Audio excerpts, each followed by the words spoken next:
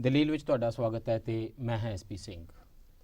ਦੇਸ਼ ਦੀ ਰਾਜਧਾਨੀ ਘੇਰੀ ਹੋਵੇ ਲੱਖਾਂ ਕਿਸਾਨਾਂ ਨੇ, ਮਗਿਆ ਹੋਵੇ ਪੂਰੇ ਦੇਸ਼ ਵਿੱਚ ਕਿਸਾਨਾਂ ਮਜ਼ਦੂਰਾਂ ਦਾ ਅੰਦੋਲਨ, ਲੋਕ ਸਭਾ ਠੱਪ ਹੋ ਜਾਵੇ ਵਾਰ-ਵਾਰ, ਪ੍ਰਧਾਨ ਮੰਤਰੀ, ਮੰਤਰੀ, ਵਿਰੋਧੀ ਧਿਰ ਦੇ ਨੇਤਾ ਸਾਰੇ ਦੇ ਰਹੇ ਹੋਣ ਅੰਦੋਲਨ ਬਾਰੇ, ਖੇਤੀ ਬਿੱਲਾਂ ਬਾਰੇ, ਕਿਸਾਨਾਂ ਮਜ਼ਦੂਰਾਂ ਬਾਰੇ ਬਿਆਨ, ਤੇ ਉੱਤੋਂ ਆ ਜਾਵੇ ਮੇਰੇ ਭਾਰਤ ਮਹਾਨ ਦਾ ਸਾਲਾਨਾ ਬਜਟ। ਕੋਈ ਵੀ ਥੋੜੀ ਬਹੁਤੀ ਸੂਝ-ਬੂਝ ਵਾਲਾ ਬੰਦਾ ਵੀ ਸੋਚੇਗਾ ਕਿ ਸਰਕਾਰ ਕੋਲ ਹੁਣ ਤਕੜਾ ਮੌਕਾ ਆ ਗਿਆ। ਆਫਟਰ ਆਲ ਜੇ ਸਰਕਾਰ ਨੇ ਸਾਬਤ ਕਰਨਾ ਹੈ ਕਿ ਕਿਸਾਨਾਂ ਮਜ਼ਦੂਰਾਂ ਮਿਹਨਤਕਸ਼ਾਂ ਪ੍ਰਤੀ ਉਹਦੀਆਂ ਨੀਤੀਆਂ ਅਤੇ ਉਹ ਨੀਅਤ ਕਿੰਨੀ ਚੰਗੀ ਹੈ ਤਾਂ ਇਸ ਤੋਂ ਵਧੀਆ ਮੌਕਾ ਹੋਰ ਕਿਹੜਾ ਹੋ ਸਕਦਾ। ਇਸ ਲਈ ਜੇ ਇੱਧਰ ਬਜਟ ਆਇਆ ਅਤੇ ਉੱਧਰ ਅੰਦੋਲਨ ਕਿਸਾਨਾਂ ਦਾ ਭਖਿਆ ਤਾਂ ਸਾਨੂੰ ਬੜੇ ਗੌਰ ਨਾਲ, ਧਿਆਨ ਨਾਲ, ਸੰਜੀਦਗੀ ਨਾਲ ਸਮਝਣਾ ਚਾਹੀਦਾ ਹੈ ਕਿ ਬਜਟ ਵਿੱਚ ਕਿਸਾਨ ਕਿੱਥੇ ਹੈ, ਖੇਤੀ ਕਿੱਥੇ ਹੈ ਅਤੇ ਸਰਕਾਰ ਦੀ ਨੀਤੀ ਅਤੇ ਨੀਅਤ ਕੀ ਹੈ। ਵੈਸੇ ਜਿਸ ਦਿਨ ਬਜਟ ਆਇਆ ਸੀ ਉਸੇ ਦਿਨ ਮੇਰੇ ਪਿਆਰੇ ਭਾਰਤ ਮਹਾਨ ਦੀ ਰਾਜਧਾਨੀ, ਦੇਸ਼ ਦਾ ਦਿਲ, ਦਿੱਲੀ ਦੀਆਂ ਬਰੂਹਾਂ ਤੇ ਸੜਕਾਂ ਉੱਤੇ ਕੇਲ ਉਗਾਏ ਸਨ। ਨਜ਼ਾਰੇ ਉਹ ਸਨ ਭਈ ਸਮਝੋ ਇਰਾਕ ਤੇ ਈਰਾਨ ਦਾ ਬਾਰਡਰ ਹੋਵੇ, ਸੀਰੀਆ ਹੋਵੇ, ਯਮਨ ਹੋਵੇ ਸ਼ਾਇਦ ਫਲਸਤੀਨੀਆਂ ਇਜ਼ਰਾਈਲੀਆਂ ਦੀ ਕੋਈ ਗਾਜ਼ਾ ਪੱਟੀ। ਪਰ ਵੇਖ ਲਵੋ ਅਸੀਂ ਉਹ ਸਾਰੀ ਕਿਲਾਬੰਦੀ ਛੱਡ ਕੇ ਲਾਲ ਕਿਲੇ ਵਾਲੀ ਤੇ ਕਿੱਲਾਬੰਦੀ ਛੱਡ ਕੇ ਜਿਹੜੀਆਂ ਕਿੱਲਾ ਇਹਨਾਂ ਨੇ ਲਾਈਆਂ ਤੇ ਫਿਰ ਵੀ ਬਜਟ ਦੇ ਉੱਤੇ ਧਿਆਨ ਕਰ ਰਹੇ ਹਾਂ, ਇਸ ਲਈ ਕਿ ਸਰਕਾਰ ਜੀ ਦੀ ਨੀਅਤ ਤੇ ਨੀਤੀ ਨੂੰ ਸਮਝਣਾ ਬਹੁਤ ਜ਼ਰੂਰੀ ਹੈ। ਇਸ ਲਈ ਸਾਡੇ ਨਾਲ ਮਾਹਿਰ ਜੁੜੇ ਨੇ। ਡਾਕਟਰ ਪਿਆਰੇ ਲਾਲ ਗਰਗ ਜੀ ਐਕੈਡੈਮਿਕ ਵੀ ਨੇ, ਸਰਕਾਰ ਦੀਆਂ ਜਿਹੜੀਆਂ ਤਰੱਕੀ ਯਾਫਤਾ ਪਾਲਿਸੀਆਂ ਨੇ ਉਹਨਾਂ ਨੂੰ ਬੜੀਆਂ ਨੇੜਿਓਂ ਦੇਖਦੇ ਨੇ ਤੇ ਉਹਨਾਂ ਵਿਚਲਾ ਸੱਚ ਜਿਹੜਾ ਉਹ ਸਾਨੂੰ ਸਮਝਾਉਂਦੇ ਨੇ। ਸਾਡੇ ਨਾਲ ਜੁੜ ਰਹੇ ਨੇ ਸਰਦਾਰ ਹਮੀਰ ਸਿੰਘ ਜੀ, ਬਹੁਤ ਹੀ ਸੀਨੀਅਰ ਪੱਤਰਕਾਰ ਨੇ, ਆਪਣੀ ਪਰਸੈਪਟਿਵ ਲੇਖ ਲਈ ਨਹੀਂ ਜਾਣੇ ਜਾਂਦੇ ਨੇ, ਆਪਣੇ ਐਕਟਿਵਿਜ਼ਮ ਲਈ ਜਾਣੇ ਜਾਂਦੇ ਨੇ। ਇਹਨਾਂ ਦੀਆਂ ਲਿਖਤਾਂ ਤੋਂ ਤੁਹਾਡੇ ਵਿੱਚੋਂ ਬਹੁਤੇ ਪਾਠਕ ਪਹਿਲਾਂ ਤੋਂ ਹੀ ਚੰਗੀ ਤਰ੍ਹਾਂ ਜਾਣੂ ਹੋਣਗੇ। ਹਮੀਰ ਜੀ, ਸਭ ਤੋਂ ਪਹਿਲਾਂ ਮੈਨੂੰ ਇਹ ਲੱਗਦਾ ਹੈ ਕਿ ਜਿਹੜਾ ਟੀਚਾ ਇਹਨਾਂ ਨੇ ਰੱਖਿਆ 75ਵੇਂ ਇੰਡੀਪੈਂਡੈਂਸ ਡੇ ਦਾ, ਕਿ ਉਦੋਂ ਤੱਕ ਜਾ ਕੇ ਅਸੀਂ 2022 ਤੱਕ ਕਿਸਾਨ ਦੀ ਆਮਦਨ ਦੁੱਗਣੀ ਕਰ ਦੇਣੀ ਹੈ। ਤੇ ਇੱਕ ਇਹ ਬਜਟ ਆ ਗਿਆ ਤੇ ਇੱਕ ਬਜਟ ਹੋਰ ਆਏਗਾ ਉਸ ਤੋਂ ਪਹਿਲਾਂ, ਤੇ ਫਿਰ ਉਹ 15 ਅਗਸਤ ਵਾਲਾ ਦਿਹਾੜਾ ਆ ਜਾਏਗਾ ਜਦੋਂ ਲਾਲ ਕਿਲੇ ਤੋਂ ਪ੍ਰਧਾਨ ਮੰਤਰੀ ਨੇ ਸਹੀ ਵਾਲਾ ਝੰਡਾ ਫਹਿਰਾ ਕੇ ਐਲਾਨ ਕਰਨਾ ਕਿ ਕਿਸਾਨ ਦੀ ਆਮਦਨ ਦੁੱਗਣੀ ਹੋ ਗਈ ਹੈ। ਇਹਦੇ ਵਿੱਚ ਕਿੰਨਾ ਇੰਤਜ਼ਾਮ ਕਰ ਦਿੱਤਾ ਗਿਆ, ਇਹੋ ਜਿਹੀਆਂ ਕਿਹੜੀਆਂ ਨੀਤੀਆਂ ਨੇ ਜਿੱਥੋਂ ਤੁਹਾਨੂੰ ਪਤਾ ਲੱਗੇ ਕਿ ਸਰਕਾਰ ਨੇ ਇਹ ਸੁਨੇਹਾ ਭੇਜਣ ਦੀ ਕੋਸ਼ਿਸ਼ ਕੀਤੀ ਹੈ ਕਿ ਅਸੀਂ ਕਿਸਾਨਾਂ ਦੇ ਨਾਲ ਖੜੇ ਹਾਂ। ਸਾਡੇ ਅੰਕੜੇ ਦੇਖ ਲਓ, ਸਾਡੀਆਂ ਪਾਲਿਸੀਆਂ 'ਚ ਅਸੀਂ ਕਿਹੜੇ ਕੰਮ ਲਈ ਕਿੰਨਾ ਪੈਸਾ ਰੱਖ ਰਹੇ ਹਾਂ ਉਹ ਦੇਖ ਲਵੋ, ਤੇ ਕਿੱਥੇ ਕਿੱਥੇ ਤੋਟ ਰਹਿ ਗਈ ਹੈ ਜਿਹੜੀ ਸਰਕਾਰ ਅਗਲੇ ਫਿਰ 1 ਸਾਲ 'ਚ ਪੂਰੀ ਕਰ ਸਕਦੀ ਹੈ। ਵੈਸੇ ਤਾਂ ਮੈਨੂੰ ਲੱਗਦਾ ਕਿ ਵਿੱਤ ਮੰਤਰੀ ਨੇ ਗਲਤੀ ਨਾਲ ਹੀ ਦੁਹਰਾਤਾ ਕਿ 2022 'ਚ ਦੁੱਗਣੀ ਕਰਾਂਗੇ। ਉਹ ਤਾਂ ਕਰ ਚੁੱਕੇ ਨੇ ਦੁੱਗਣੀ। ਹਾਂ, ਪਹਿਲਾਂ ਕਹਿੰਦੇ ਸੀ ਕਰ ਹੀ ਦਿੱਤੀ, ਆਲਰੇਡੀ ਕਰ ਚੁੱਕੇ ਨੇ। ਵੈਸੇ ਉਹਨੇ ਗਲਤ ਨਹੀਂ, ਜਿਹੜਾ ਅੰਕੜੇ ਉਹਨੇ ਪੜ੍ਹੇ ਨੇ ਉਹ ਕਹਿੰਦੇ 2013-14 ਤੋਂ ਕਣਕ ਦਾ ਅਸੀਂ 13-14 'ਚ ਦਿੱਤਾ ਸੀ 33,874 ਕਰੋੜ ਰੁਪਈਆ, ਤੇ ਅਸੀਂ 2019-20 'ਚ ਆ ਕੇ ਕਿਸਾਨਾਂ ਨੂੰ ਦੇਤਾ 62,000 ਕਰੋੜ ਤੋਂ ਜ਼ਿਆਦਾ ਰੁਪਈਆ ਦੇਤਾ। ਮਤਲਬ ਨਾਲ ਕਣਕ ਵੀ ਤਾਂ ਲਈ ਹੈ। ਹਾਂ, ਨਹੀਂ ਮਤਲਬ ਤਾਂ ਇਹੀ ਹੈ ਨਾ ਵੀ ਤੁਹਾਡੀ ਆਮਦਨ ਤੁਹਾਨੂੰ ਅਸੀਂ ਦੇਤਾ ਤੇ ਐਤਕੀ ਦਾ ਜਿਹੜਾ ਸੀਜ਼ਨ ਕਹਿੰਦੇ ਚੱਲਿਆ ਤੇ ਉਹਦੇ 'ਚ ਅਸੀਂ ਤੁਹਾਨੂੰ 75,000 ਕਰੋੜ ਤੇ ਲੈ ਜਾਾਂਗੇ। ਇਹੀ ਪੈਡੀ ਤੇ ਕੀਤਾ। ਅਸੀਂ ਤਾਂ ਇੰਨੇ ਪੈਸੇ ਦੇਤੇ ਨੇ ਤੁਹਾਨੂੰ ਤੇ ਤੁਸੀਂ ਅਜੇ ਵੀ ਨਹੀਂ ਮੰਨ ਰਹੇ ਕਿ ਤੁਹਾਡੀ ਕੀ ਗੱਲ ਹੋਈ ਹੈ। ਪਰ ਦੂਜੀ ਗੱਲ ਨੈਸ਼ਨਲ ਇਨਕਮ ਹੋਵੇ ਜਾਂ ਰੀਅਲ ਇਨਕਮ ਹੋਵੇ, ਇਹ ਗੱਲ ਕਦੇ ਨਹੀਂ ਦੱਸਦਾ ਕੋਈ ਕਿ ਉਹਦੇ 'ਚ ਕੀ ਕੀ ਕੀਤਾ ਹੈ ਤੁਸੀਂ, ਉਹਦੀ ਇਨਪੁਟ ਕਾਸਟ ਕਿੰਨੀ ਵਧੀ ਹੈ, ਤੇ ਉਹਦੇ 'ਚ ਜਿਹੜਾ MSP ਤੁਸੀਂ ਦਿੱਤੀ ਹੈ ਤਾਂ ਆਹ 1.5 ਸਾਲ ਤੋਂ ਤੁਸੀਂ ਕਹਿੰਦੇ ਹੋ ਅਸੀਂ 1.5 ਗੁਣਾ ਦੇਤੀ, ਤੇ ਉਹ ਜਿਹੜਾ ਪੰਜਾਬ ਦੇ ਕਿਸਾਨ ਦਾ ਇਕੱਲਾ ਇੱਕ ਸਟੱਡੀ ਜਿਹੜੀ ਆਈ ਹੈ ਹੁਣੇ ਪਿਛਲੇ ਸੀਜ਼ਨ ਤੱਕ ਹੀ 14,256 ਕਰੋੜ ਤੋਂ ਵੱਧ ਦਾ ਲਾਸ ਹੋਇਆ ਜੇ ਸਵਾਮੀਨਾਥਨ ਮੁਤਾਬਕ 1.5 ਗੁਣਾ ਦੇਣਾ ਹੁੰਦਾ। ਮਤਲਬ ਤੇ ਜੇਕਰ ਕੱਲੀ ਕਣਕ ਦੇ ਵਿੱਚ, ਇਹ ਤਾਂ ਚਲੋ ਸਾਡੀਆਂ ਡਿਮਾਂਡਸ ਹੈ, ਪਰ ਮੈਨੂੰ ਇਹ ਵੀ ਗਵਰਨਮੈਂਟ ਆਫ ਇੰਡੀਆ ਕੋਲ ਐਡਾ ਵੱਡਾ ਬਜਟ ਆ, ਉਹਨਾਂ ਨੇ ਐਲੋਕੇਟ ਕਰਨਾ। ਕੇਵਲ ਉਹ ਵੀ ਨਹੀਂ, ਜਿਹੜਾ ਬਜਟ ਵੀ ਹੈ, ਬਜਟ ਦਾ ਟੋਟਲ ਹਿੱਸਾ ਵੀ ਲਾ ਕੇ, ਰੂਰਲ ਡਿਵੈਲਪਮੈਂਟ ਲਈ ਵੀ ਲਾ ਕੇ, ਐਗਰੀਕਲਚਰ ਲਈ ਵੀ ਲਾ ਕੇ, ਜਿਹਦੇ ਤੇ ਘੱਟੋ ਘੱਟ 67% ਪਾਪੂਲੇਸ਼ਨ ਡਿਪੈਂਡੈਂਟ ਹੈ ਰੂਰਲ ਸੈਕਟਰ। GDP ਦਾ ਕਿੰਨਾ ਹਿੱਸਾ ਇਹਨੂੰ ਜਾਂਦਾ? ਉਹ ਸਾਰਾ ਹੀ 9% ਜਾਂਦਾ ਹੈ। ਕੁੱਲ GDP ਦਾ 9%, 9% ਜਿਹੜਾ ਉਹ agriculture plus rural development total ਜਿਹੜਾ ਪੇਂਡੂ ਸੈਟਅਪ ਦੇ ਵਿੱਚ ਤੁਸੀਂ ਕਰ ਰਹੇ ਹੋ, ਤੇ ਉਹਦੇ ਨਾਲ ਤੁਸੀਂ ਦੇਖ ਲਓ ਕਿ ਇੰਨੇ ਲੋਕਾਂ ਨੂੰ ਸਰਚਾਉਣਾ ਹੈ। ਤੇ ਇਹਦੇ ਬਾਵਜੂਦ ਗਵਰਨਮੈਂਟ ਫੇਰ ਕਹਿ ਰਹੀ ਹੈ ਕਿ ਅਸੀਂ ਤੁਹਾਨੂੰ ਜੀ 6,000 ਰੁਪਇਆ ਤਾਂ ਦੇ ਹੀ ਰਹੇ ਹਾਂ 3 ਕਿਸ਼ਤਾਂ 'ਚ, ਜਿਹੜਾ ਉਹ 2-2,000 PM ਕਿਸਾਨ ਹੈ ਜਿਹੜਾ।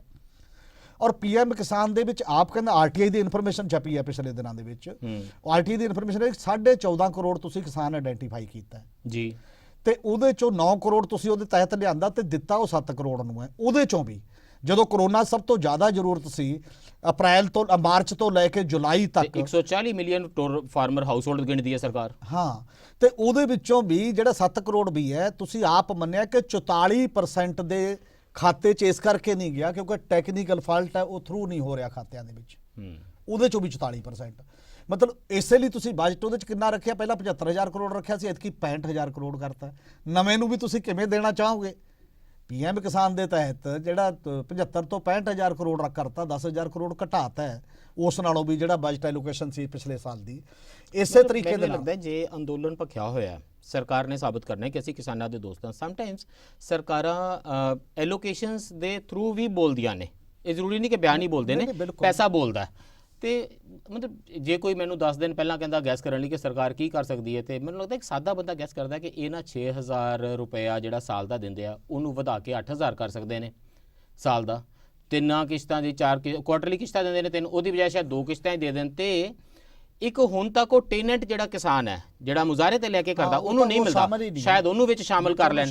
ਤੁਸੀਂ ਇਹ ਕਹਿ ਰਹੇ ਵੀ ਉਹਨੂੰ ਤਾਂ ਨਹੀਂ ਸ਼ਾਮਲ ਕੀਤਾ, 6,000 ਨੂੰ ਨਹੀਂ ਵਧਾਇਆ ਤੇ ਨਾ ਪਹਿਲਾਂ ਪੂਰਾ ਹੋਇਆ ਤੇ ਪਹਿਲਾਂ ਵਾਲੇ ਘਟਾ ਦਿੱਤੀ, 10,000 ਕਰੋੜ ਹੋਰ ਘਟਾ ਦਿੰਦੇ ਹੋ ਤੁਸੀਂ।